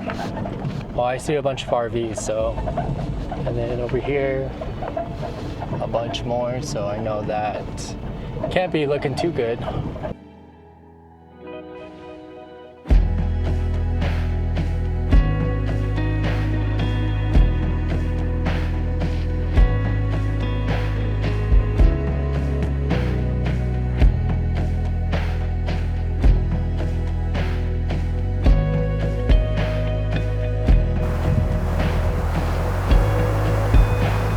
There's a spot, there's a spot, there's a spot, and all around here, and then there's 2 or 3 more, and then there's me. And this is cool because this one is actually leveled. I'm not leveled right now, but I can be. And you get the Tetons in the background, minus this little power line, but I'm sold on this one. Looks like sun is already setting too. It makes sense to just stay here. My only worry is that if it starts to rain, which looks like it might, it will be a challenge because coming up here was a climb, so going down is just gonna be all mud. Yeah, I think I'm gonna call it. This is gonna be camp for tonight, so I will see you guys tomorrow morning. Hopefully I wake up to catch sunrise. See, next morning, as you can tell, sunrise was not so much of a sunrise. It's actually still pretty gloomy. There was a storm that rolled in last night. I saw a bunch of lightning, heard a bunch of thunder. What I think I'm gonna do today is start to make my way up to Yellowstone, because then from Yellowstone, tour around all of that, then come back down.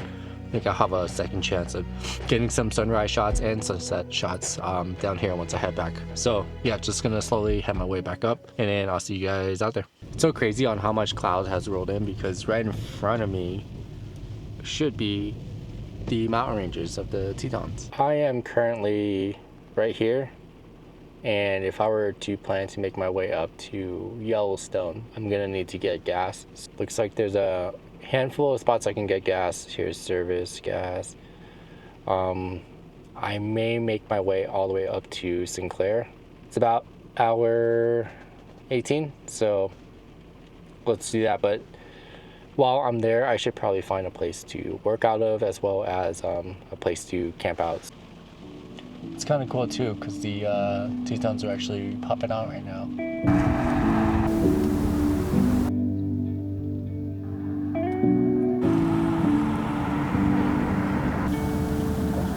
If you guys ever come to Grand Tetons, this is Oxbow Bend.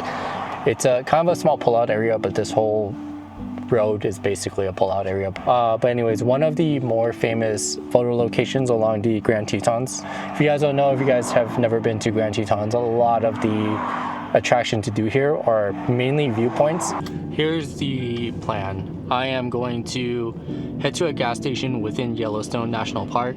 I'm just gonna wing it and just try to find camp. From what I'm seeing online, all the campsites full. Because I've been to Yellowstone National Park. Actually, I've been to multiple national parks where I stayed at a campsite where they said it's full, and they said that they have spots available. So I'm really banking on that. But yeah, I'm gonna really try my luck and head into the park. So I'll see you at the gas station. It's pretty obvious that it is not sunny outside. I think 2 or 3 of the campsites within Yellowstone is just closed for a season, and then the rest is full. All right, seeing how I don't have any internet, I just propped up the Starlink on the dash. Actually works really well doing this, but I'm on Overlander right now. I'm not too far away from the west entrance, and I'm wondering if I should just go here and stay there for somewhere around the area for the night. No dispersed camping for today, but I did find a camp spot, kind of not really, next to a soccer field just outside of the national park. So gonna most likely, there's a camper van right here. Most likely gonna stay here for the night and just leave super early tomorrow morning. And sometimes that's just how it is. You gotta find some street parking. And I kind of built out my 4Runner to do this, is because I'm not always going to be in the middle of the forest. Sometimes I am stealth camping, kind of like this. And tonight I am a camper van. So anyways, I'll see you guys tomorrow morning. I'm gonna head straight into the park and go to Artist Point. And within the past couple days, the weather's actually been pretty bad. It's been raining all week since I've got here, so Grand Teton and Yellowstone.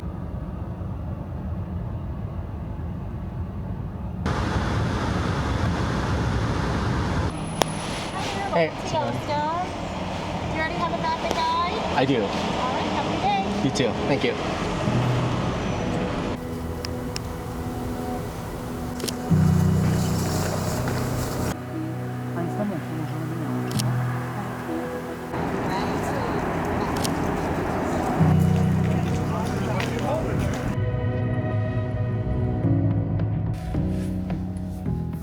All right, so the plan for today is to attempt to get some sort of wildlife photos, or just in general, just to see some more wildlife. I'm in a place called Hayden Valley, so if you guys ever come to Yellowstone, Hayden Valley is probably the best place to view any wildlife. Technically, you can see it anywhere within the national park or just in the area of Yellowstone, but Hayden Valley is a very common place to see like ox, musk, or like bisons or anything. But anyways, I'm gonna hang out here all day just to see if I can find some wildlife.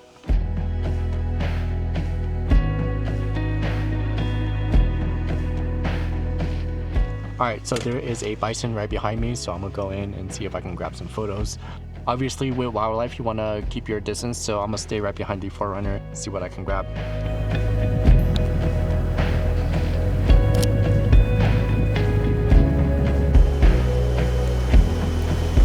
Okay, so there's like 20 cars right behind me, and usually when that happens is because there's something outside.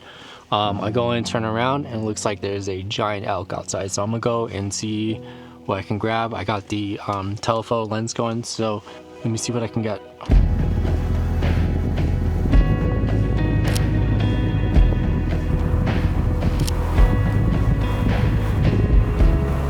I've never actually seen an elk before. That was my first time, which was super cool. I'm glad I got to see one in person for the first time, as well as photograph it.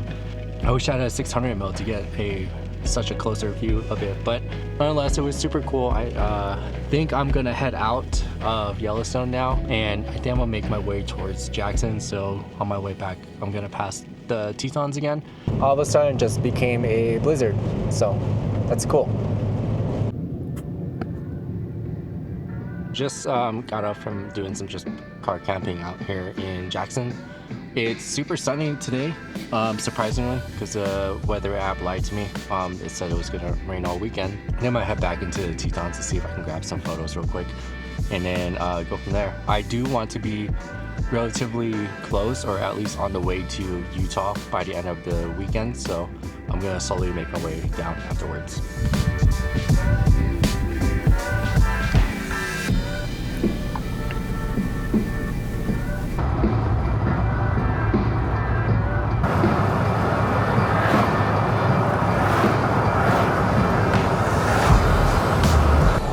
I'm finally getting the sunset that I've been chasing for, so going to head back to a place called Drawbacker's Landing. I was over here a couple days ago, but it was a storm then, and now it's sunset. So I'm gonna hang out here and see what I can grab for photos.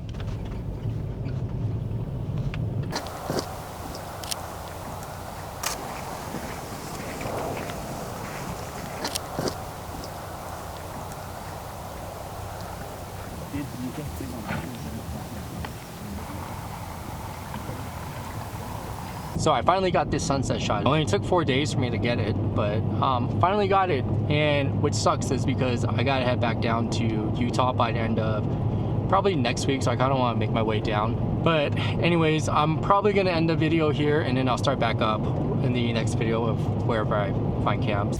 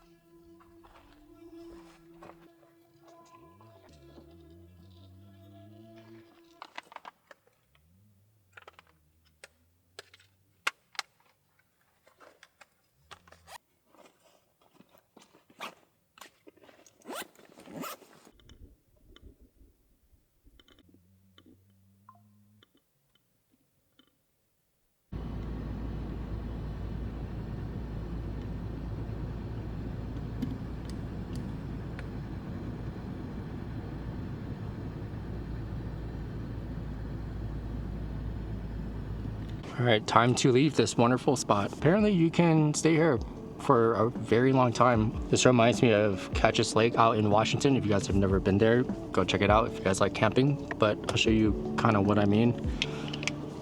This whole area is a giant reservoir. I'm assuming in the earlier season it's filled with water, but tons of camping spot around here. You can basically park anywhere, probably like these guys. I don't know if you can tell, but right behind them are 2 vans, and then right next to me is a ton of campfires. But anyways, time to head out the spot. I'm gonna slowly make my way down to Utah. I gotta go pick up a package. But before then, I think I want to check out a hot spring. I mean, right now it's 81 degrees, so it's not really ideal for a hot spring, but this place looks really cool. It reminds me of kind of like Iceland a little bit for some reason. But anyways, time to head out. I love how these drone batteries just sit here perfectly while it's charging.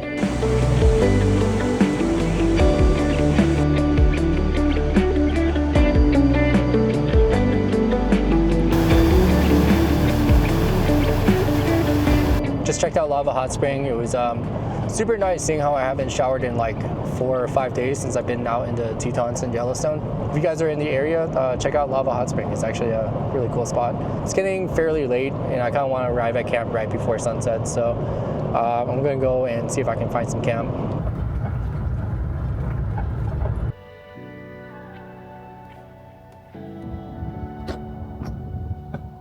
Just arrived at camp right just before sunset, which is nice. It's always nice to arrive at camp early.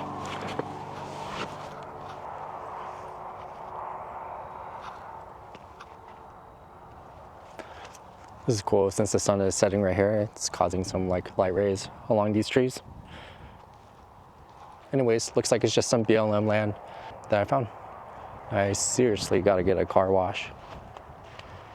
Someone got stuck up in the Tetons and you can kind of see the aftermath of it. I think what I'm gonna end up doing is probably watch UFC. See you up in the tent.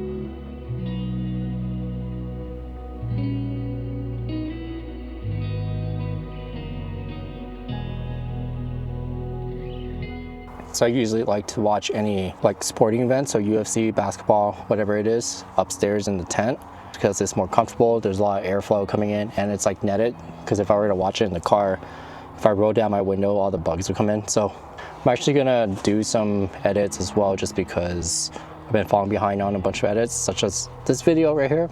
I actually lied, I did 0 edits that day. But anyways, back to the video.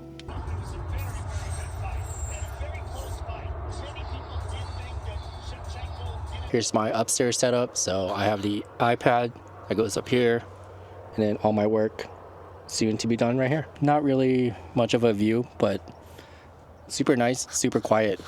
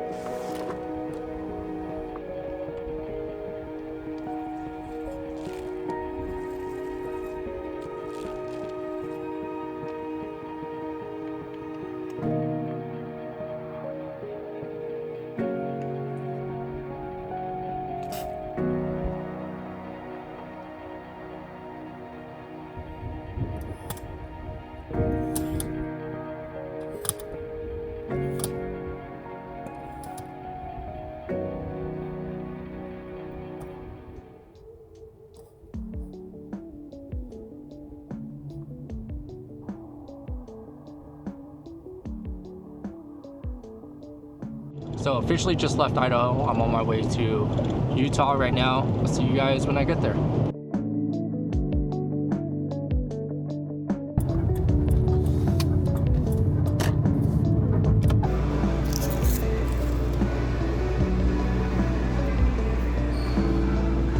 So there's a park with free water and it's a potable water. This is a perfect spot for me to refill up the water jug that I have, and probably the water port as well. I'm gonna go fill it up.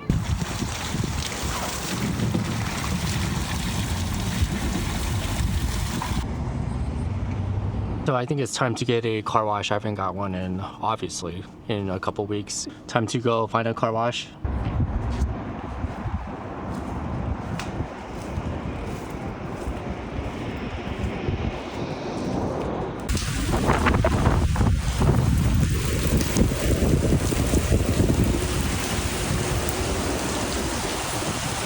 All right, so if you guys are ever curious on how you get packages on the road, places like FedEx will allow you to hold your package at their location. If it's not FedEx, it could be USPS. You can ask them to hold your package, and yep, that's kind of how you do it. The sender will have to select the option to make it available to hold it. So if you contact whoever's sending you stuff, you can ask them to make that an option. So I'm over here at FedEx. That's actually the whole purpose why I came down to Utah, was to do this, to pick up the package, and after this I will be out to Colorado.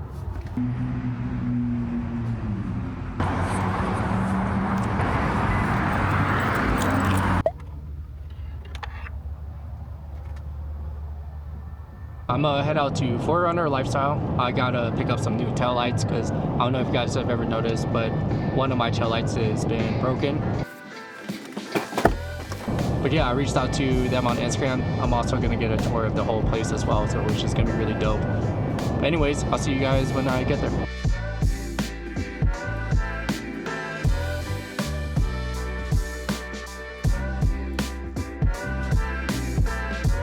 So I'm over at 4Runner Lifestyle right now. I just picked up a pair of taillights and just getting ready to install them. So this is kind of what we're working with right now. Just picked off the passenger side and then the driver's side. The driver's side is actually the one that I wanted to replace, but I might as well replace all of them. So they've been kind enough to dispose of the old ones. One of the cool things about these taillights, or just the 4Runner taillights, is that they're super easy to take off. They're just two 10mm screws, and then that's it.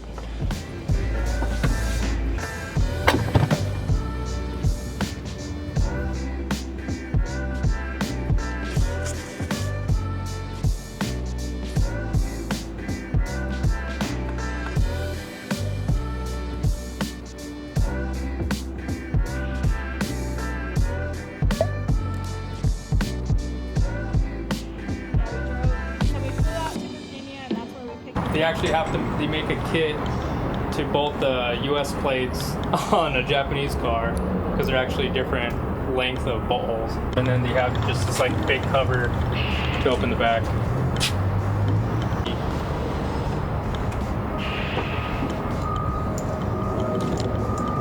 I know like on the newer ones they have buttons for it.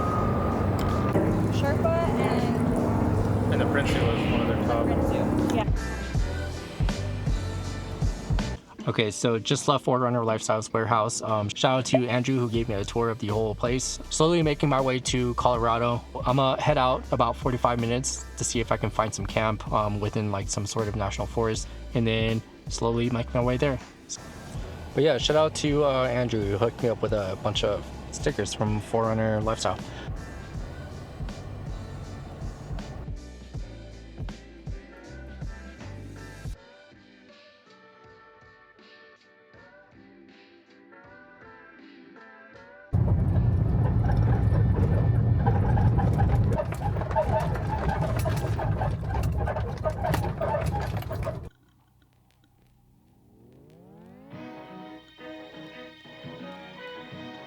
Alright, so it is the next morning and it got pretty cold last night. And when I mean cold, I meant 43 degrees. So during the day it's like 80, so cutting down to 43 is pretty cold. But today's the day that I'm actually going to cross into Colorado, so I'm very excited for that. If you guys are new here, my name is Tim. I'm a photographer based out in Seattle. Currently I'm on a road trip down to Colorado while doing some living back on my 4Runner. Anyways, I think it's about time to head out of this spot, so I'll see you when I get out of here.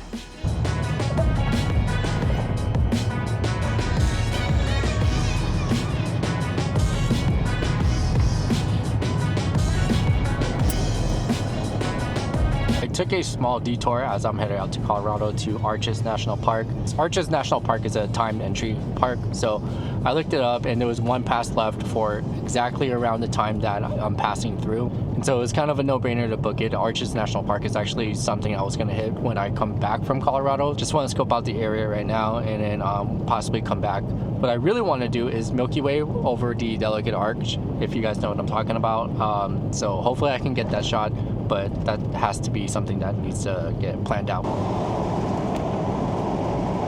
Later on in this trip, as I come back from Colorado, I think I'm gonna hit up all the other national parks within Utah as well. Those are some plans for some future videos, but yeah, stay tuned for those.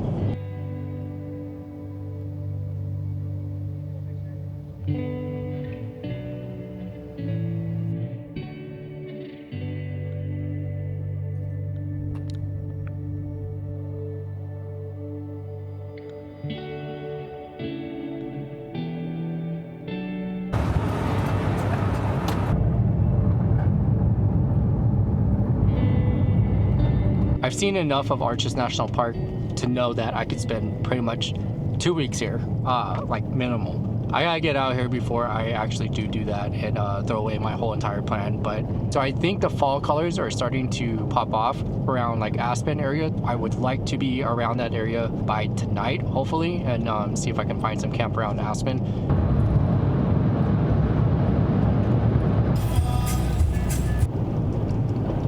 I am officially in Colorado. I'm actually in Grand Junction right now. There's a campsite that I just received from Devin from 4x4 Colorado, so shout out to you if you're watching this. I'm gonna beeline straight there, see if I can secure a campsite.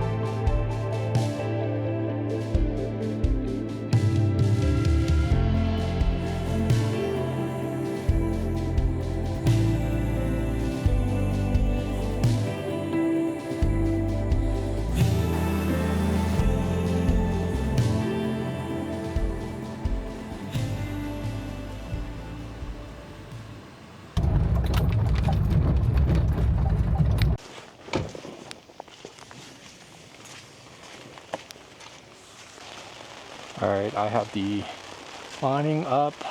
It is pouring rain out.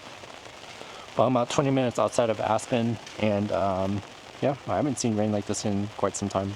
So there's absolutely no signal here, but the good thing is I have Starlink. Normally it's fine if I didn't have signal, but I have to get online real quick to answer some emails, so I'm going to hook up the Starlink right here up on the dash. But yeah, hopefully it clears up tomorrow so I can head into town, explore a little bit, explore around the area of Aspen. I've always said good things about it. And then slowly make my way out to Denver. All right, so just left camp. I didn't really film too much over there because it was super cold. It was like 28 degrees. Coming from somebody who was born and raised in Alaska, 28 degrees is not supposed to be that cold. It felt a lot colder than that this morning. But anyways, I'm going to head out into Aspen. I gotta get gas, and I think I'm about to head out to Maroon Bell Lake, and then I'll try to see if I can catch some fall foliage over there. Based on what I'm seeing, I don't think that I'm gonna be disappointed. Anyways, I'll see you guys there. I just arrived at Maroon Bell. I didn't know that you had to pay to get here, but I'm I'm gonna take the shuttle in to see Maroon Bell. There's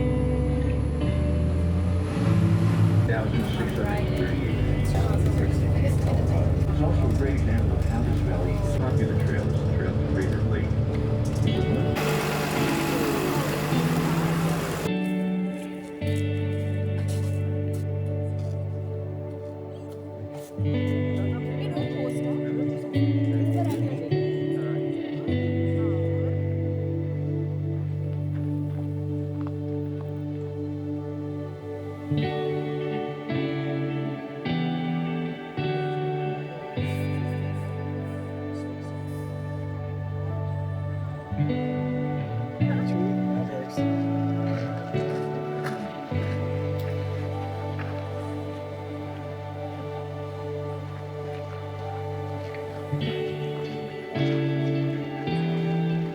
All right, just left Maroon Lake and Maroon Bell. It's a super cool spot. I've never seen anything like that before, and the whole shuttle ride there was really cool. I thought it was kind of expensive because it was $20 to get there, but they gave you the whole tour and everything on the way there, gave you all the histories, and just being in that area. So I thought it was worth it. I am back now. I got to slowly make my way into Denver. There's some other spots I kind of want to check out too. So there's another spot called Hanging Lake.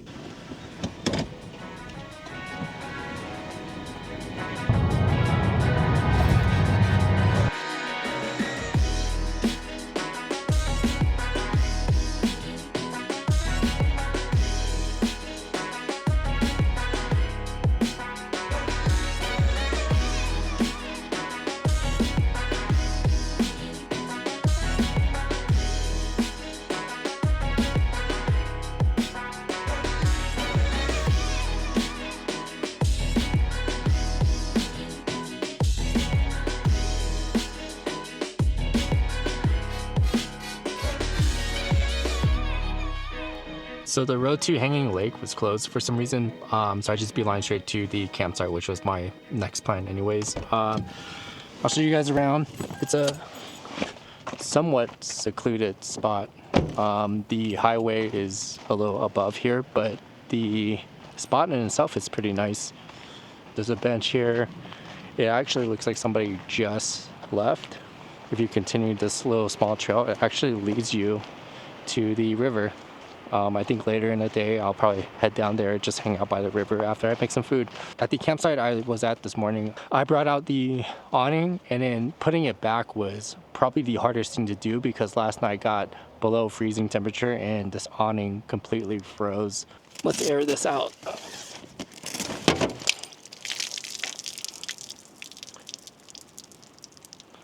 So that was expected. Oh, so I also have a brand new fridge. This is the Iceco APL 35. This is actually the package that I went to go pick up in Utah. Thanks for Iceco for sending this to me. I'll do a full review on this a little later in the channel. Really cool thing about this fridge is that it's dual zone. And so I have my perishables, all that stuff on this side, and then I have a freezer on this side. So having the ability to freeze stuff like this is very nice and very useful, especially for my application where I like to do that stuff and I love to cook. Speaking of cooking, I'm gonna make some food real quick.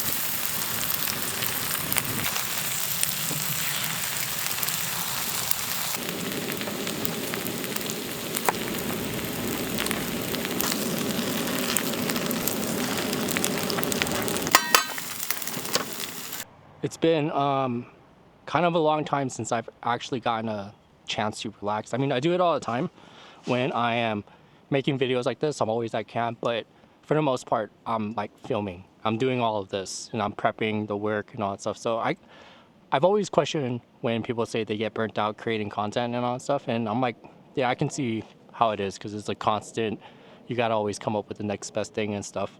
Finally made it here to Colorado. I think after this, I'm still trying to come up with a plan. I think I might head out to California, and so we'll see about that. But now that I'm here, I kind of just want to relax, enjoy the view.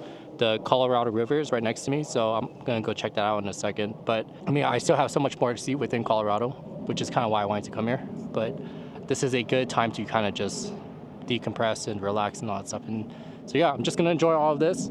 It's sunny. It was cloudy and raining today when I was at Maroon Bell, so this is super nice. I mean, I have the awning up and everything, but yeah, I'm gonna enjoy this, come up with the next best thing, I guess. All right, so this is gonna wrap up the video, and then in the next video I'm gonna head out into Denver, so I'll show you guys around. I always appreciate you guys watching. All right, take care, guys. So speaking of fried rice, I'm gonna make rice now and then save it, put it in the fridge for tomorrow, because if you guys know anything about fried rice, it's got to be like day old rice. But yeah, so I have a small Tupperware of rice, so I'm gonna do that. And yeah, and then so tomorrow's meal would be fried rice.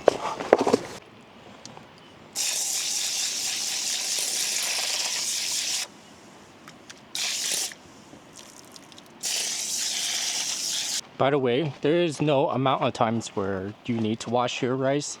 I want to say people have a rule where they say 3 times, but I'd say however long that is, if that's 5 or 10 times, if it's 3 times, then that's how long it takes. But as long as the water starts to look clear, I'm good.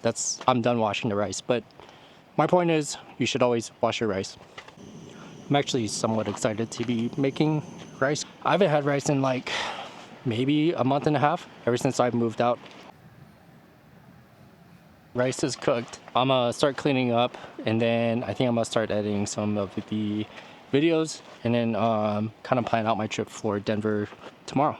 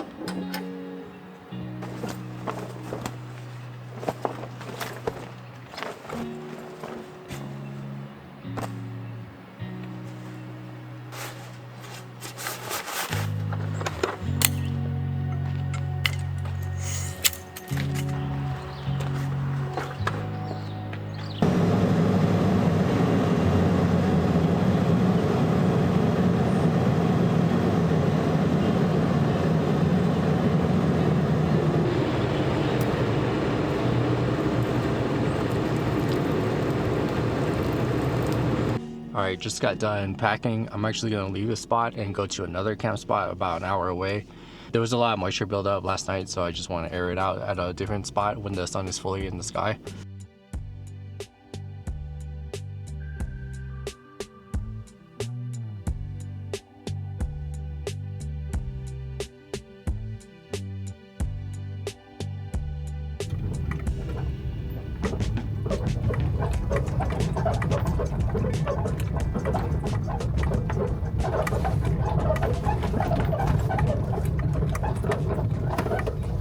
So it took forever to find this camp spot. Not this camp spot, but just up along this road. This is, I think, Shrine Pass. But yeah, it took forever to find a spot. There's hella people here.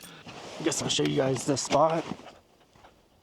There's a couple people over there. But yeah, this is a pretty sweet spot, especially to air out the tent, just because the sun is pretty much high in the sky right now. But I'm gonna make some food real quick and coffee.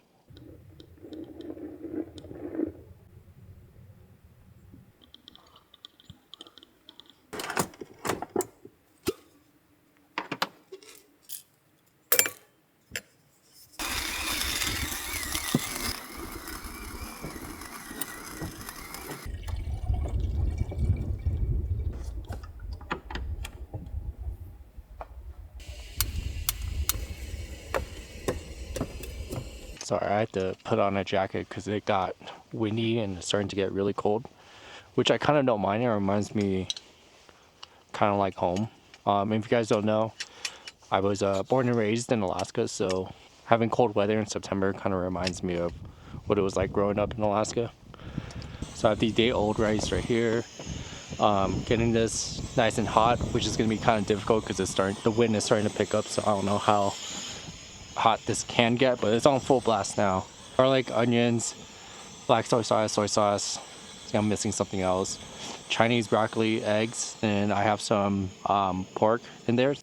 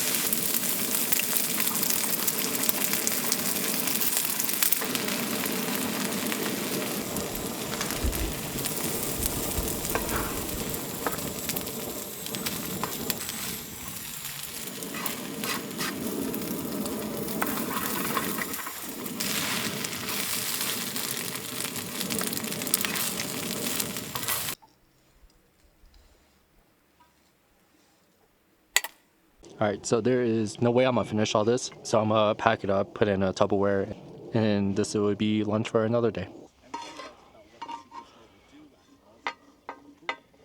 Just got done packing everything.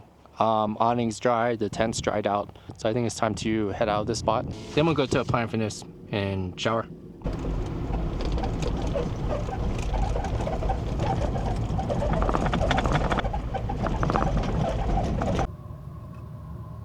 So I went to Fat Sully's out here in Denver, Colorado, and I ordered online. I thought I ordered a slice, but I ended up ordering a whole 20-inch pie.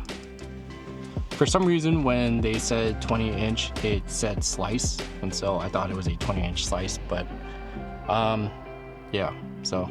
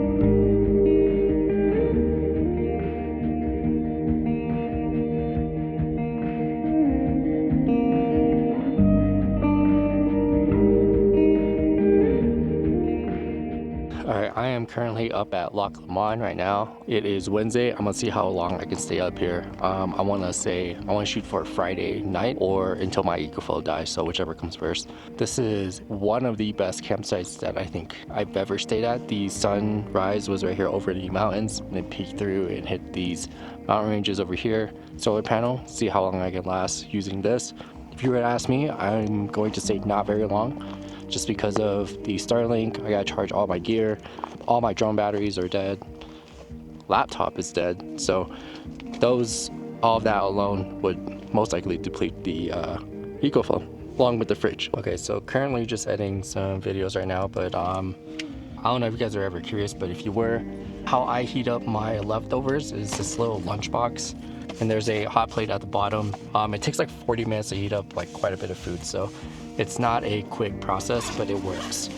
Leftover fried rice that I made the other day. Gonna finish eating this, and then, yeah.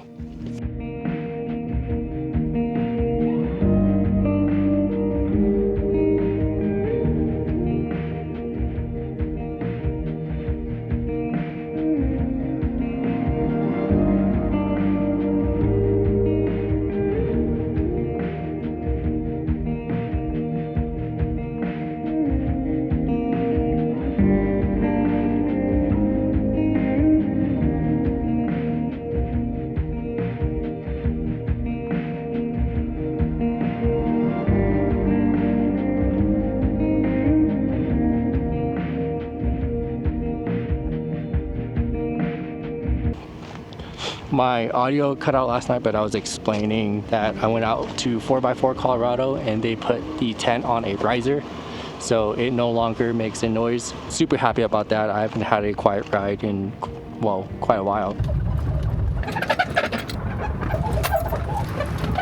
World of a difference having it on a tent riser, and only raises the tent like not even half an inch. So that was my other option, was getting a tent riser from like Prince-U or like Cali Rays, but those are a little higher than I want it to be. This one is perfect because you can barely tell that it's on a riser.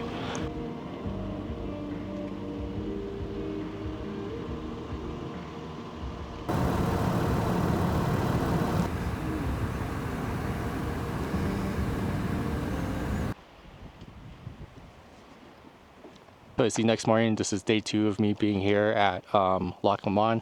It got super windy last night. I moved over to this side. I used to be over there where those guys are.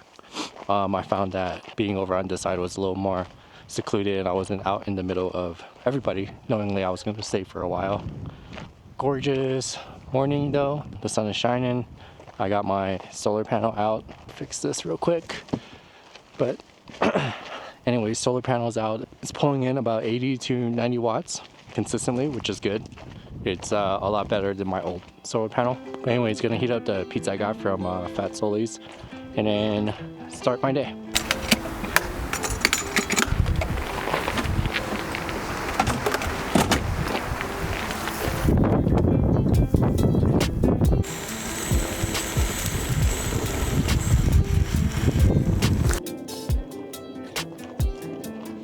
So I think I'm gonna end the video here. I think I'm gonna start back up the next video on the Friday. So anyways, I appreciate you guys watching. All right, take care guys.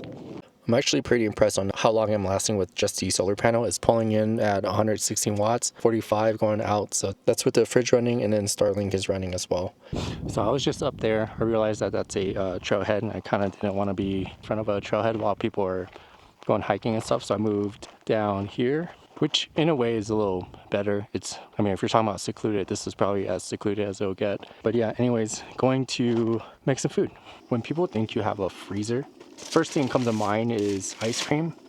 For me, it's like frozen meatballs and dumplings.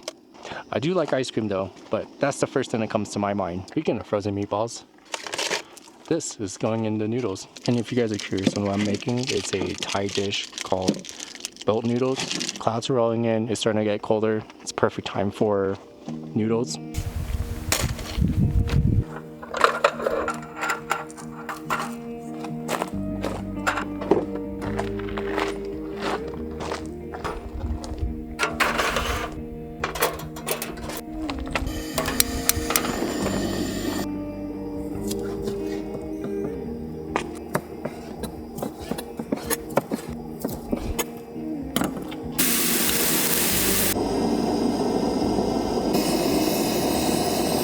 living on the road, this is just so much easier to use. It's basically, well, it is exactly what it is. It's just powder to flavor the broth. So gonna do that, toss all of these in, and then I have a bunch of noodles that I'm gonna toss in as well.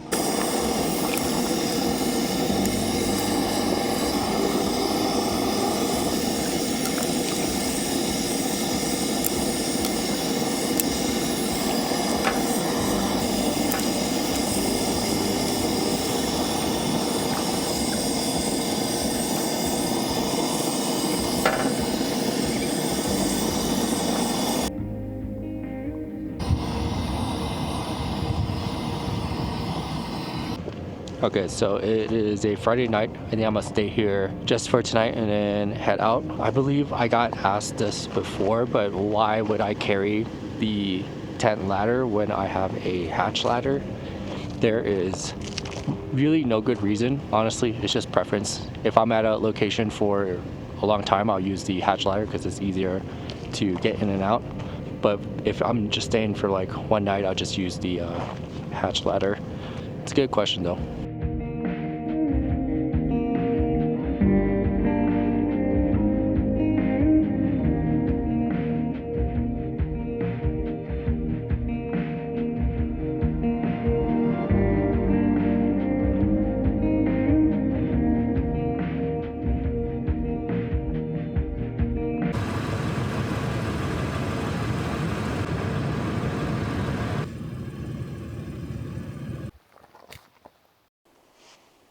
Alright, so it is currently sunrise. It's about 6:20 right now. I'm gonna slowly pack up and then head out of here. I'm gonna head into town and probably refill up on some water. Gear, I ran out of propane.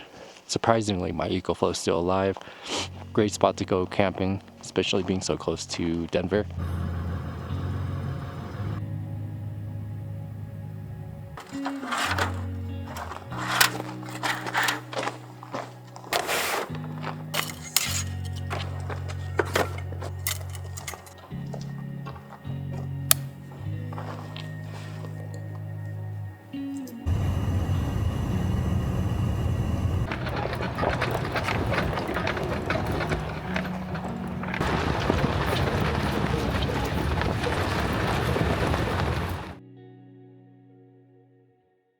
Okay, so just got into town. I'm gonna head down to Colorado Springs. I'm gonna check out a place called the Garden of Gods.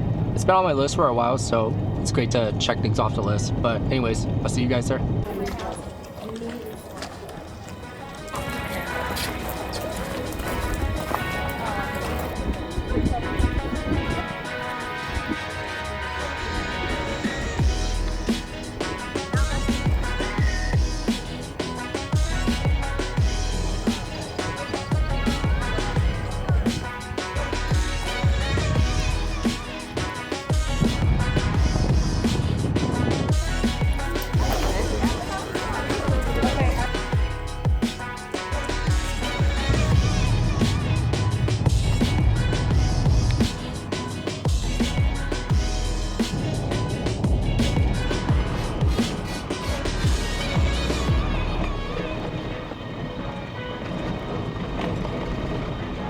So I'm currently going up Mount Herman Road, I believe that's what it's called. It's one of the few places that I can find with a lot of dispersed camping, and I'm just outside of Colorado Springs. So, but yeah, I'm gonna see what I can find up here, and I think this is gonna be camp for tonight.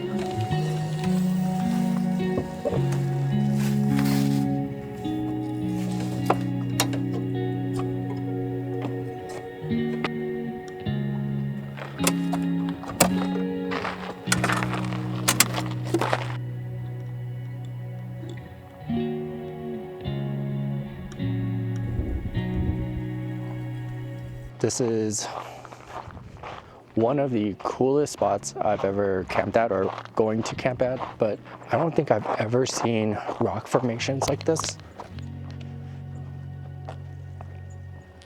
in the middle of the forest. This is gonna be camp for tonight. I'm up here on this little hill. But anyways, I'll see you guys tomorrow morning.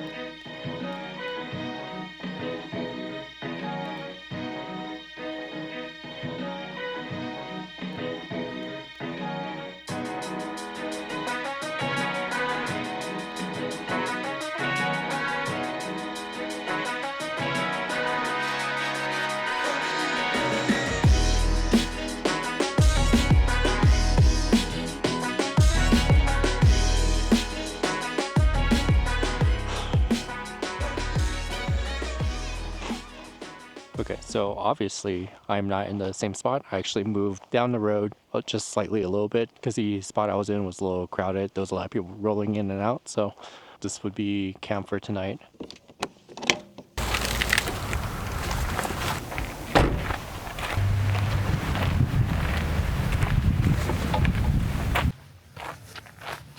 It is the next morning. I just packed up everything.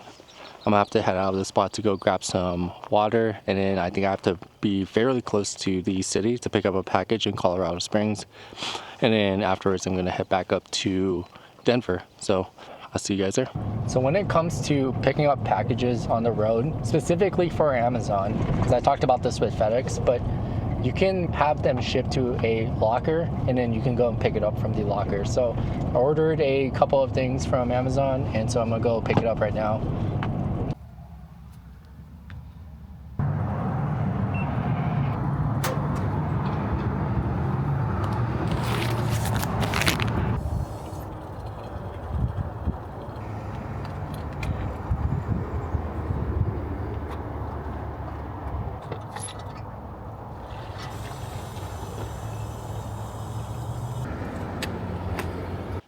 All right, so just refilled up on water, picked up my package, went back to roughly the same spot, but it was taken, so I just went down the street, found another spot. So I guess one of the cool things about where I'm at is that along this road is a bunch of pull-out areas such as this where you can camp at. Then I'm gonna stay here for the night and then head up to Denver tomorrow morning. I'll see you guys there.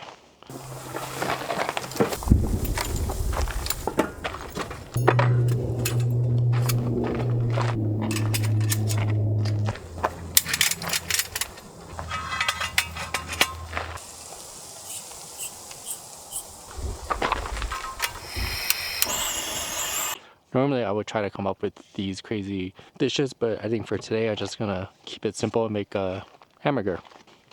And I haven't had a good burger in quite some time, so I'm gonna do that.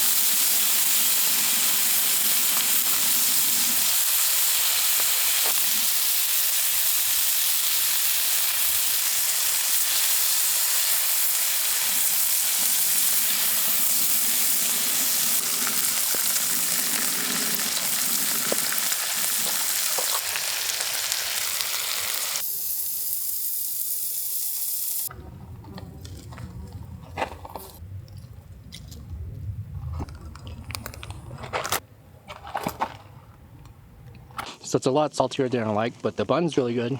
Bacon's good.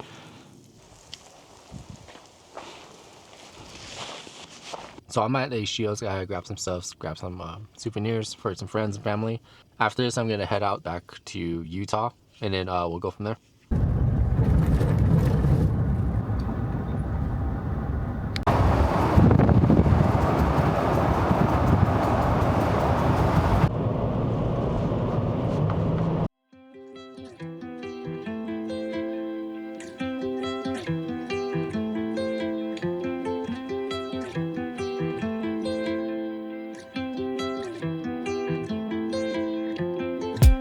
So I think I'm gonna end the video here. I always appreciate you guys watching. All right, take care, guys.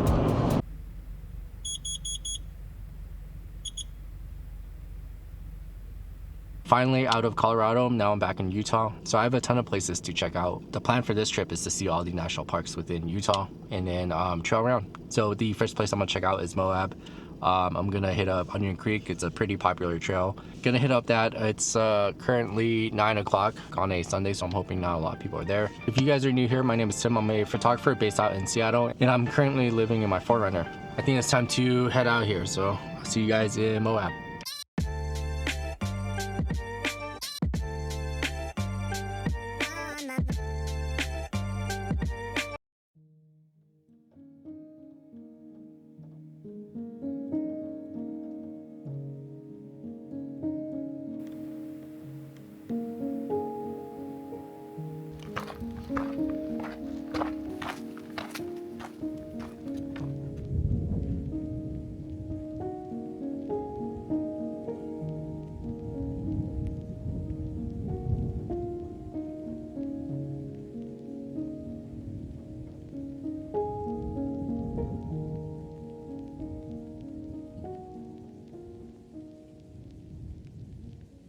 Took a little detour before I hit Onion Creek. I think this is a spot that I do want to come back when it is closer to sunset, just because right now the sun is way too harsh in the sky. It's kind of overexposing a lot of the footages. I think I might end up coming back here around sunset, or at least try to plan if I want to come back here or not, because there's so much to see around this area. So, but anyways, gonna continue to Onion Creek just because it's down the road. See you guys there.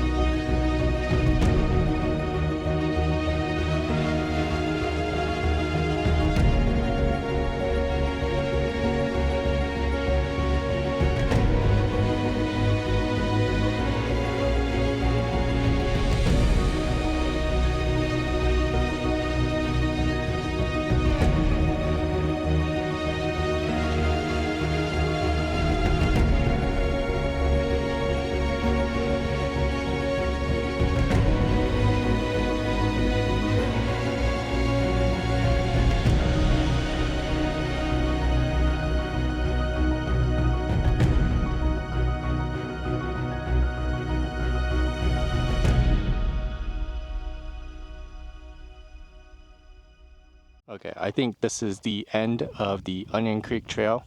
I believe if you keep going straight, it's a different trail, and I think if you turn left, it's top of the world. Overall, super fun trail. I mean, it's definitely the most scenic. It's up there with Leslie Gulch out there in Oregon. Looks like you can drive down here. I don't know if this is a camp spot, but there's definitely a fire pit right there. This would be a crazy camp spot. I mean, if you're allowed to camp here. They did say that you're not allowed to camp along the Onion Creek Trail, but if this is the end of it, then I don't see why not. Like I said, crazy camp spot.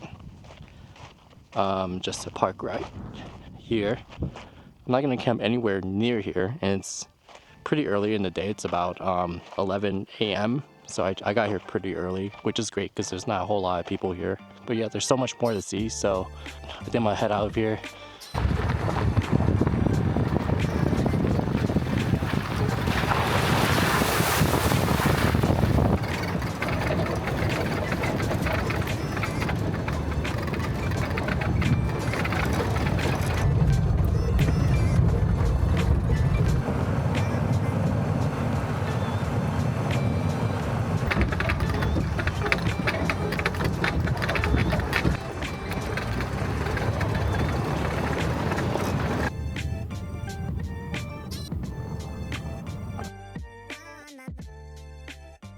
Okay, so I'm at Potash Pond, and this is a crazy spot behind me. Unfortunately, I don't think you can camp here. This is Schaefer's Pass. It's a pretty easy pass to get through. I haven't had any problems except a small part around Elvis Rock where it gets kind of deep a little bit with the rocks, but I passed a Highlander and they went right through it, so it's not that bad. Pretty unique spot. I mean, these rock formations here have been crazy. I've been seeing it all around, and I mean, there's just so much to see around here. It's so vast. I just stopped here just for a little bit just to plan out the route where I'm going to. So I think the plan is to go to Mesa Arc and then try to catch sunset there. Should be about an hour away, and then after that try to find some camp. So a spot that I would definitely camp at. I don't know, I see a lot of private property signs, so I don't want to risk it, and be pretty respectful for whoever's property this is. But anyways, going to head out. I'll see you guys at the Arc.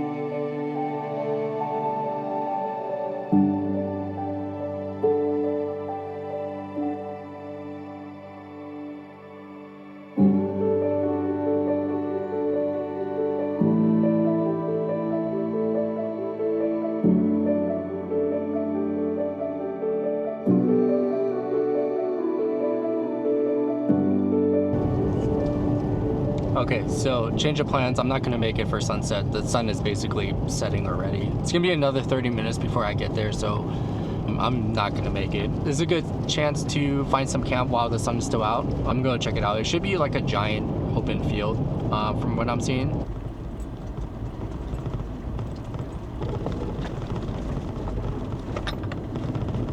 Oh my god, the sun is like really on my face. Okay, so this is the camp spot. This is super cool just because it's so close to Canyonlands National Park.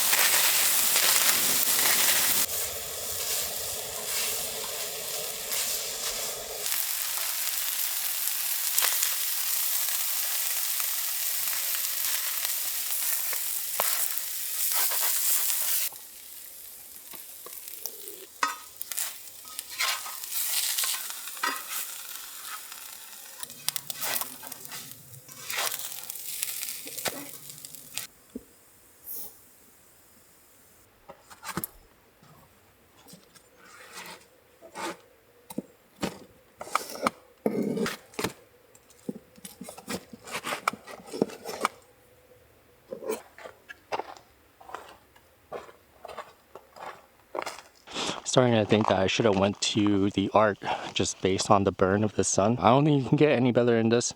Sunset just outside of Canyon. I think it could get just a little better than this. I forgot that I bought ice cream. So it can get better than this. It was like almost 100 degrees today. So having a tub of ice cream is probably the best I'll ever get, especially in hot weather. So yeah. All right, just got done eating, packed up a little bit. And you know what I haven't done in a while is Milky Way.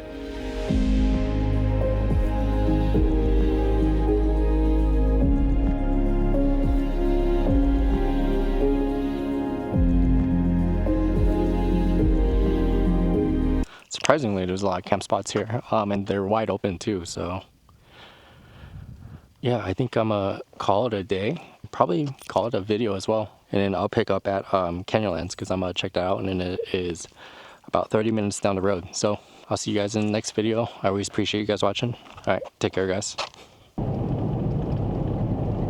officially in Canyonlands National Park, and I am currently racing to chase the sunset. Honestly, it doesn't even look like the sun is even setting. There's a bunch of clouds in the way, so it is what it is. But anyways, I'm see you guys there, and I'm about 10 minutes away.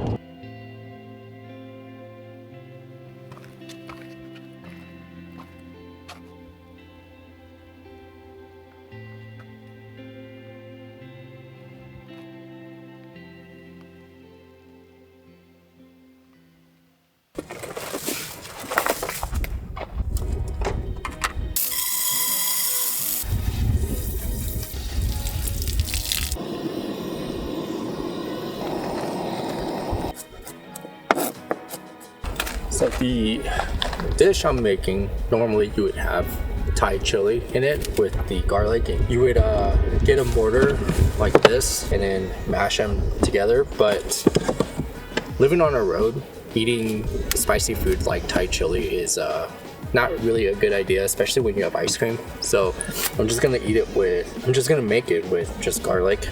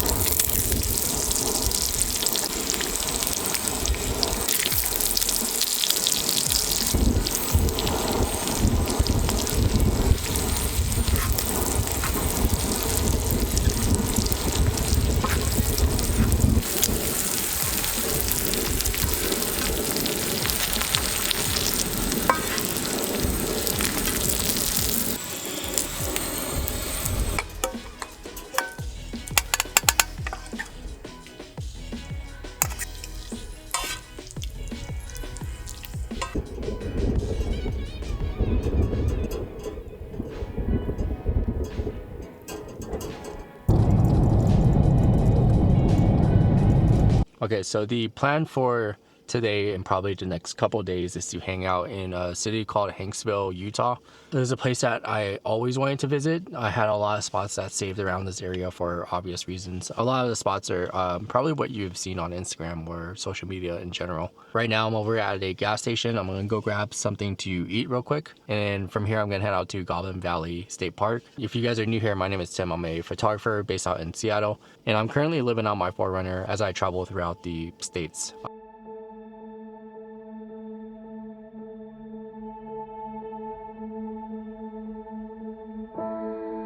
Currently at Goblin Valley State Park. If you guys ever come here and you have a drone, you can actually buy a day pass permit to get here. So the pass to actually get into the park is $20, and then the drone permit is $15. So if you guys ever do come here, ask for the permit, and you guys are more than welcome to fly around.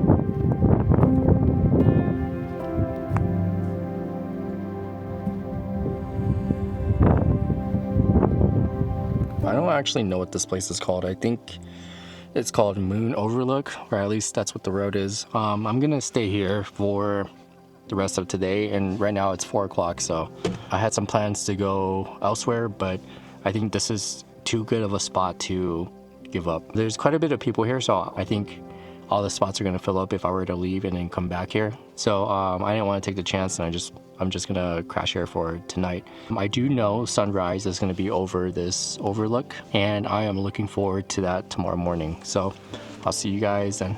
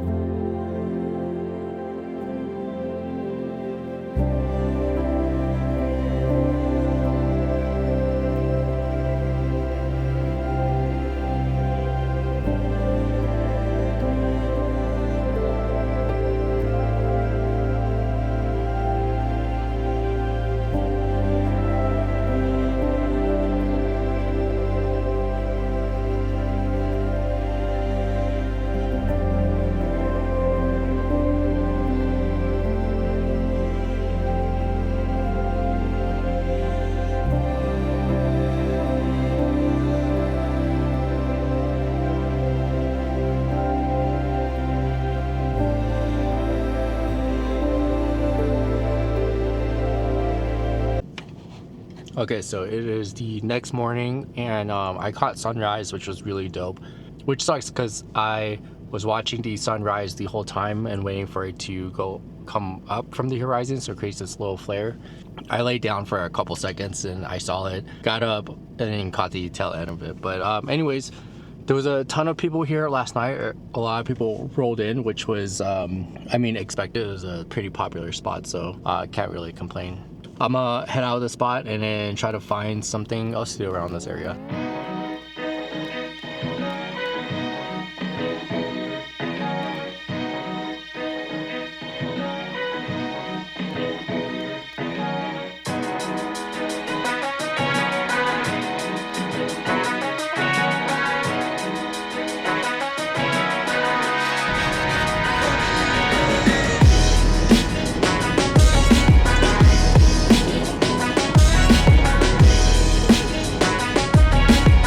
I'm gonna go back to Bat Night Hills, not actually like to the hills, but along the road so I can go make some lunch. When I was there yesterday, there was a lot of pull-out areas along the Bat Night Hill road, as well as like the Mars research facility that they have out there. So I'm gonna go there, see if I can just find a spot off the side and make lunch real quick.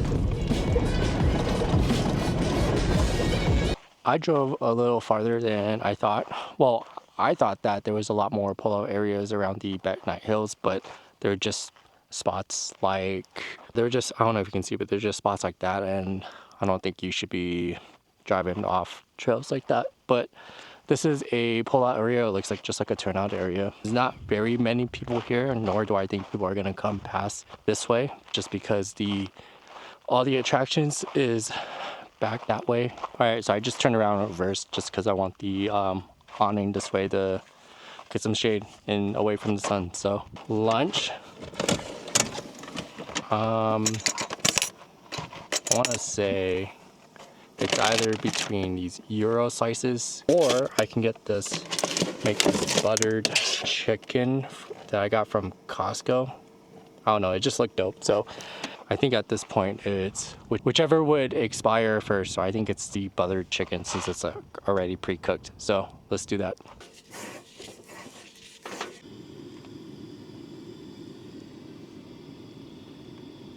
All right, so I have these two running. I'll throw the buttered chicken in here and then the naan in here to just grill it a little bit, just because I like the extra crunch usually. So this is the entire cooking sub if everyone is ever curious as to how I cook out of my 4Runner.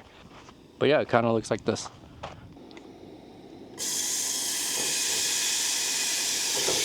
Anybody uncultured out there, the best way to eat this is to break a piece off with the naan, dip it in it, and then eat it. And oftentimes you'll eat it with rice, but I'm too lazy to make rice. I'm hungry now, so I'm just gonna eat all of this. Kind of like that. But anyways, this is gonna be lunch for today. And then, yeah, like I said, I'll head out to Salt Lake right after this.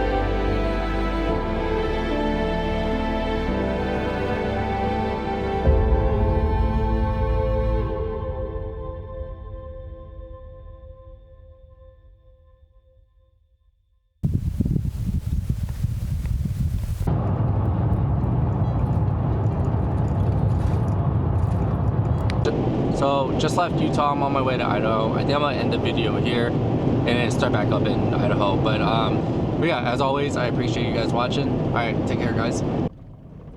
That is so pretty. Welcome to the Lost River Range. This is the entrance to it.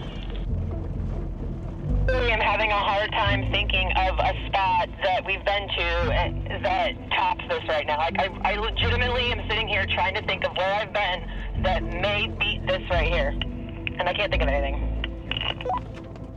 I really think the only other spots is if you go to Utah or if you go to Colorado. Like, it's just simple as that.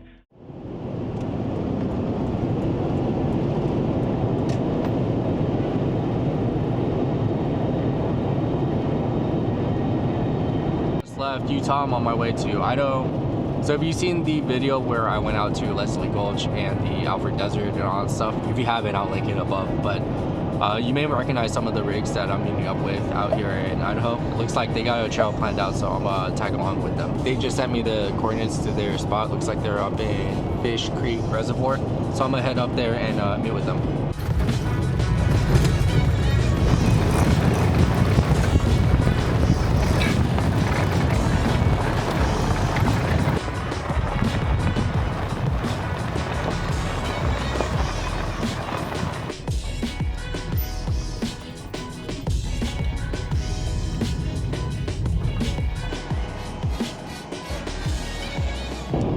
This is a pretty scenic drive. All right, just met up with everybody. We're going to, actually I forgot where.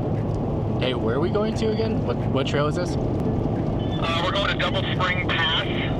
That's the road. And then we're gonna take a ride onto Horsehaven Pass and then drop down into the Paschamurai River. Yeah, it seems like a really fun trail. Wherever we go, honestly, I trust Jacob to lead us. So he knows a lot of cool trails and everything. But anyways, I'll see you guys when we get there. I watched a long time ago. I am going to be so happy. It was so pretty on TV. I mean, everything looks good in 4K, but yeah, it's gonna be pretty epic. Why is that little mountain up to the, well, it's not little, the mountain to the right, why is it more like white? Probably from the different types of rock minerals that it's made out of. I think it's washed away. Yeah, I'm not sure.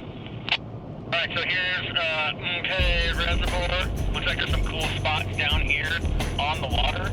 You pretty much just pull off one of the roads, cruise down to the water and camp, and look at that view. Man, we might need to camp there on the way out, Bev. Yeah, this is definitely a nice area. We're gonna have to come back out here, Bev.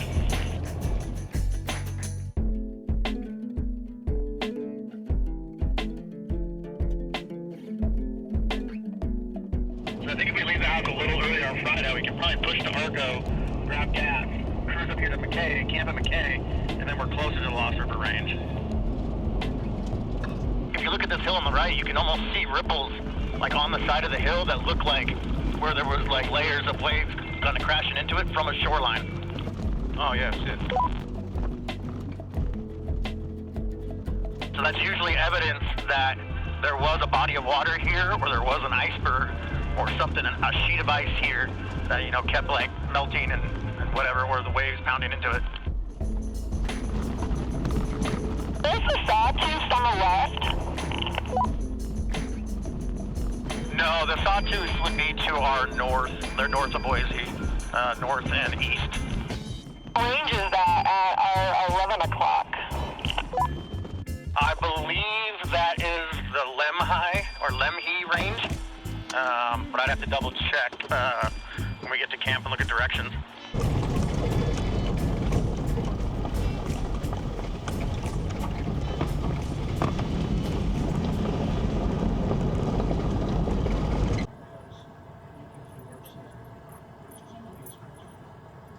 We're going up and up and over there.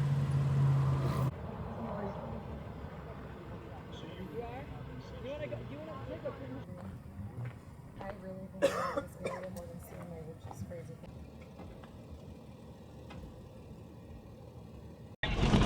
But there may be, I mean, it's the perfect time to hike. But also, I don't know how many trucks or cars come out this far. We're getting somewhat close to the fork. Make sure we move to Idaho.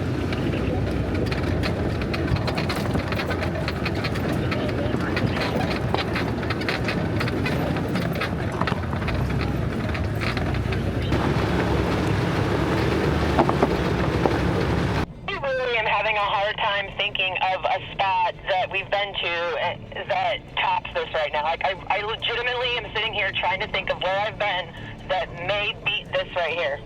And I can't think of anything. I really think the only other spots is if you go to Utah or if you go to Colorado. Like, it's just simple as that. All right, so we are going to the East Fork, Upper Pashmira. The West Fork is the trailhead, but right here is where you can choose your own adventure. Both spots are amazing, as you can plainly see.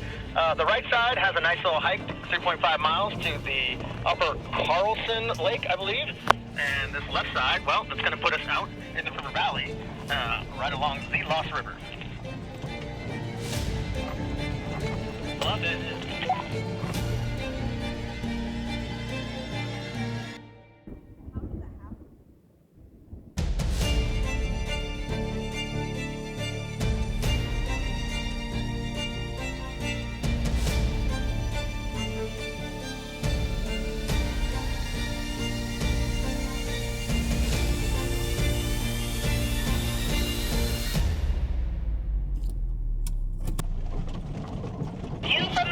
I bet it's a lot more expensive. I really do like these wooden fences. They are really cool looking. It just adds like a touch to it. Dude, those take so much time to build. Like, that's a lot of effort. But if you got a big family with a lot of boys, and you know, you can put a lot of stuff together way out here in the middle of nowhere. Like, that fence line runs, holy shit, it runs like another half a mile. Bev, go down a little further and see if there's a spot. Yeah, further down.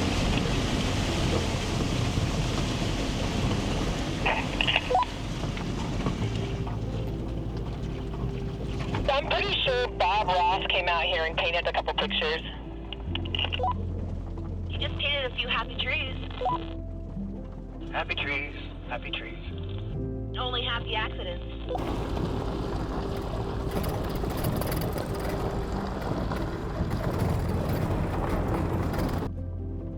That is so pretty. Welcome to the Lost River Range. This is the entrance to it. I love it. Looks like the river's still lost. Can't find it. They say it's never been found, but we may be the first. Challenging method. I don't know, it looked pretty dry down below, so we'll see if there's any water in it. Call a helicopter in right here. Helicopter would drop right here. You need to see Dude, there's an old stove in there. That looks so cool. Yeah, that's like that a cabin's really been old there for a hot stove. minute. I don't know how we're gonna top this one, Bev. I don't think we're gonna, man. I don't know. We might just have to keep coming back out here. There's the stream right there too. Is that where you guys were at? That's the Lost River. That's right there. We found it. We found it. Finally made it to the Lost River. We're gonna have to pick a spot.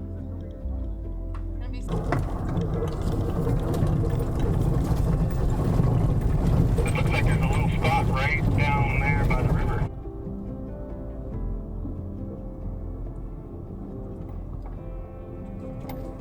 Nice setup here.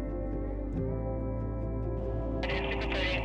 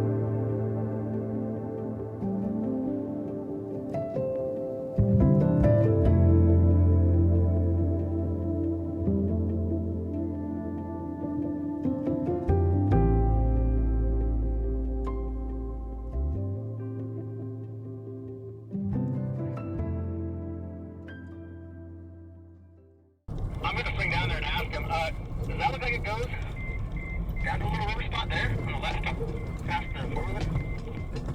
Possibly. I kind of actually want to go right here.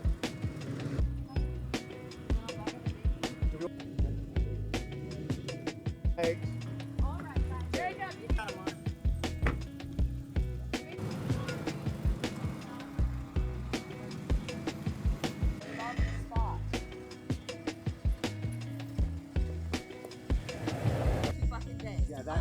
Yeah, that looks pretty cool.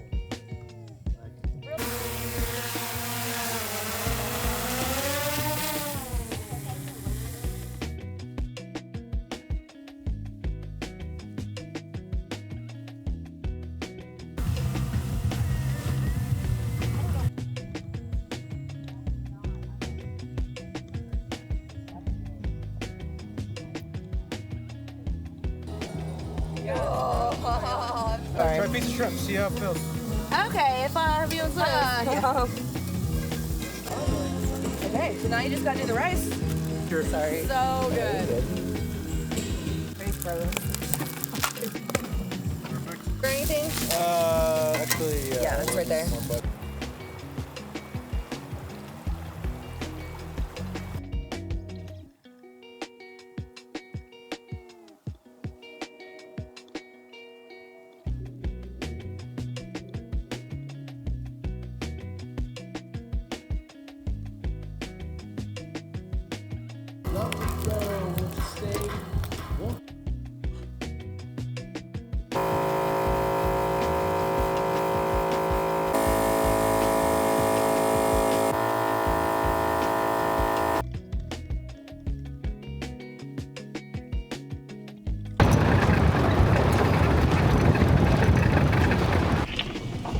All right, see you guys.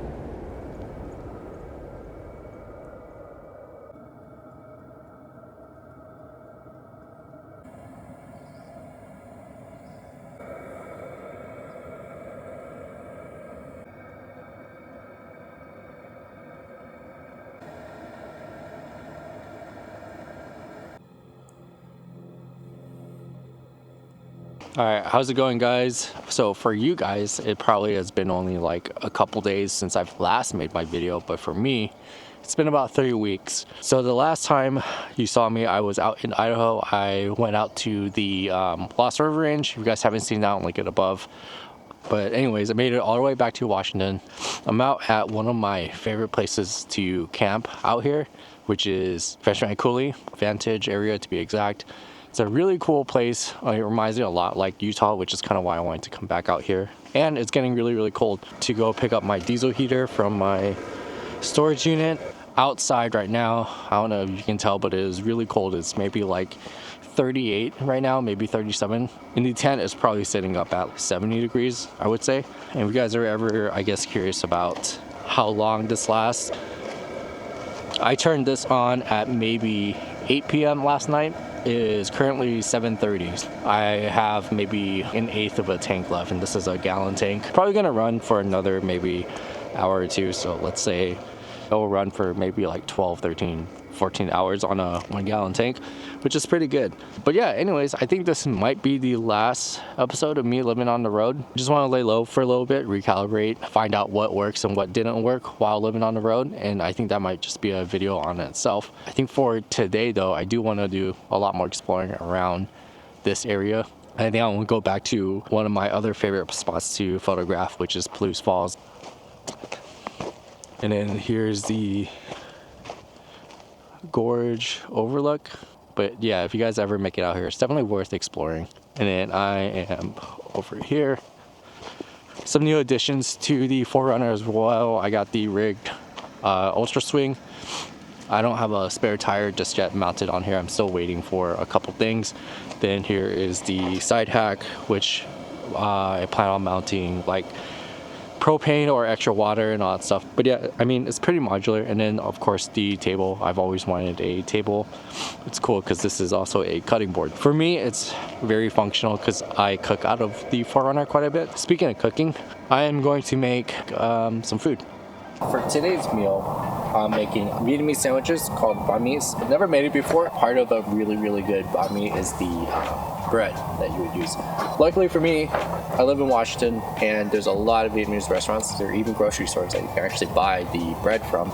They're a little different from the French style bread. Okay, so here's the store-bought pork belly, and then dice up the cucumbers. Also, again, store-bought pickled daikon and carrots. Some pate bread, specifically the Vietnamese one, pork meatloaf, so dice this up. Not gonna be traditional, but I think it covers for how I would like to taste it, which is with extra spice, and then the mayo.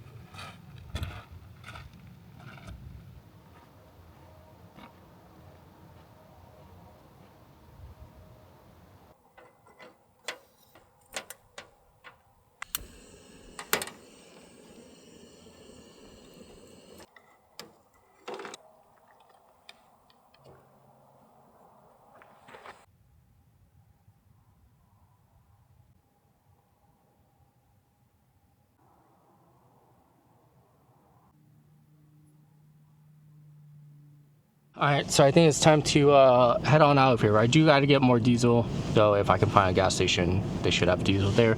And so yeah, I think I'm gonna head straight to Palouse and then try to find camp somewhere around the area. There's a ton of camp spots along the way, so I don't think it'll be too hard, but yeah, anyways, time to get out of here.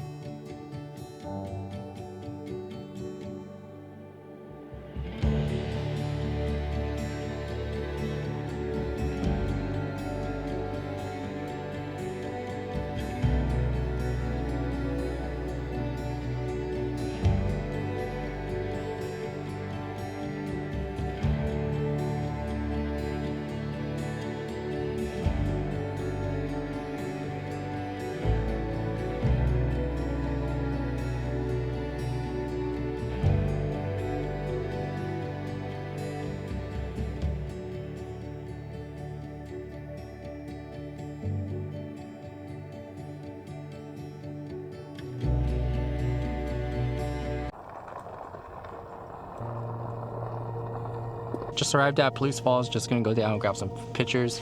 I mean, it's about that time of year where the sun sets like super early, so right after this, I'm gonna try to go find some camp.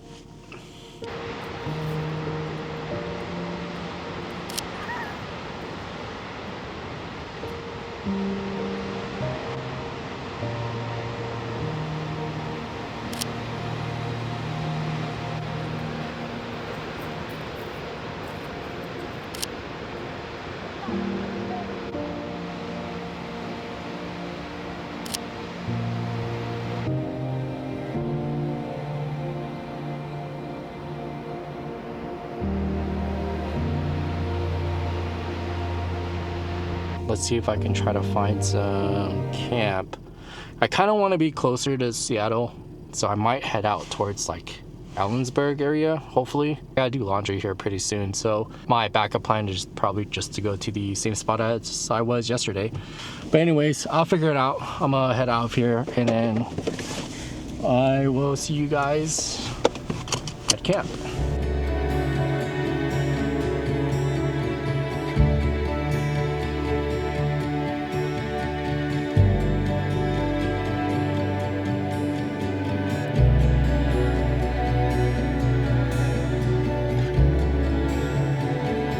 Just arrived to grab some gas, and I'm gonna be honest with you, I'm probably not gonna stay anywhere near this area. It's notorious for it being really windy. Last night was actually pretty good. It wasn't too windy, but today is one of those days where it's super windy outside.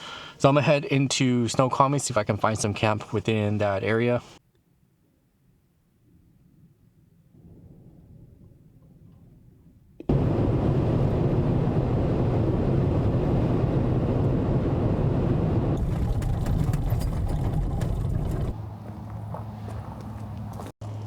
Alright, so this is going to be a camp for tonight. I think I'm going to make the same thing as I did this morning, which is just the banh mi sandwiches. So I do expect it to rain quite a bit. Hopefully it's not too windy today or tonight, and probably tomorrow morning, but I think I'll be okay. I can always pop out the awning. Did get a notice that it was going to snow. I'm looking forward to that. I haven't seen snow in quite some time. And I'm just tucked in between these trees. There's a giant fire pit right there, and then there's one like down the road somewhere. But anyways, I am going to make lunch. Even though it's super dark outside, it is still pretty early. So I think it's 4:45, and it's definitely not going to get any brighter.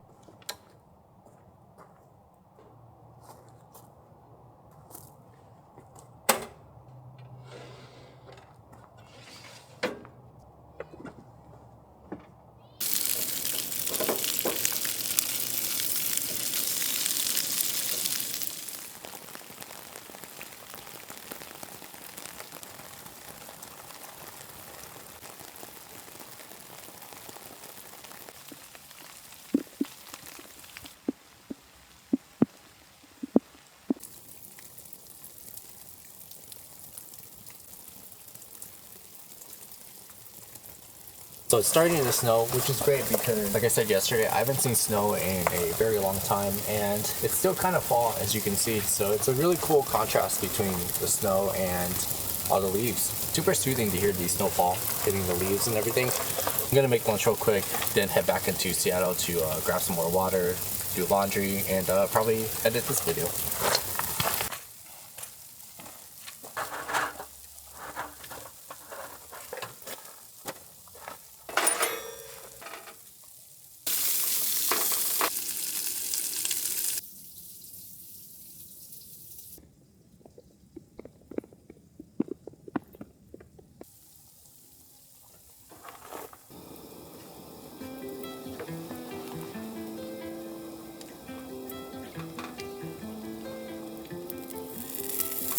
Now the fun part begins, where you gotta pack up everything.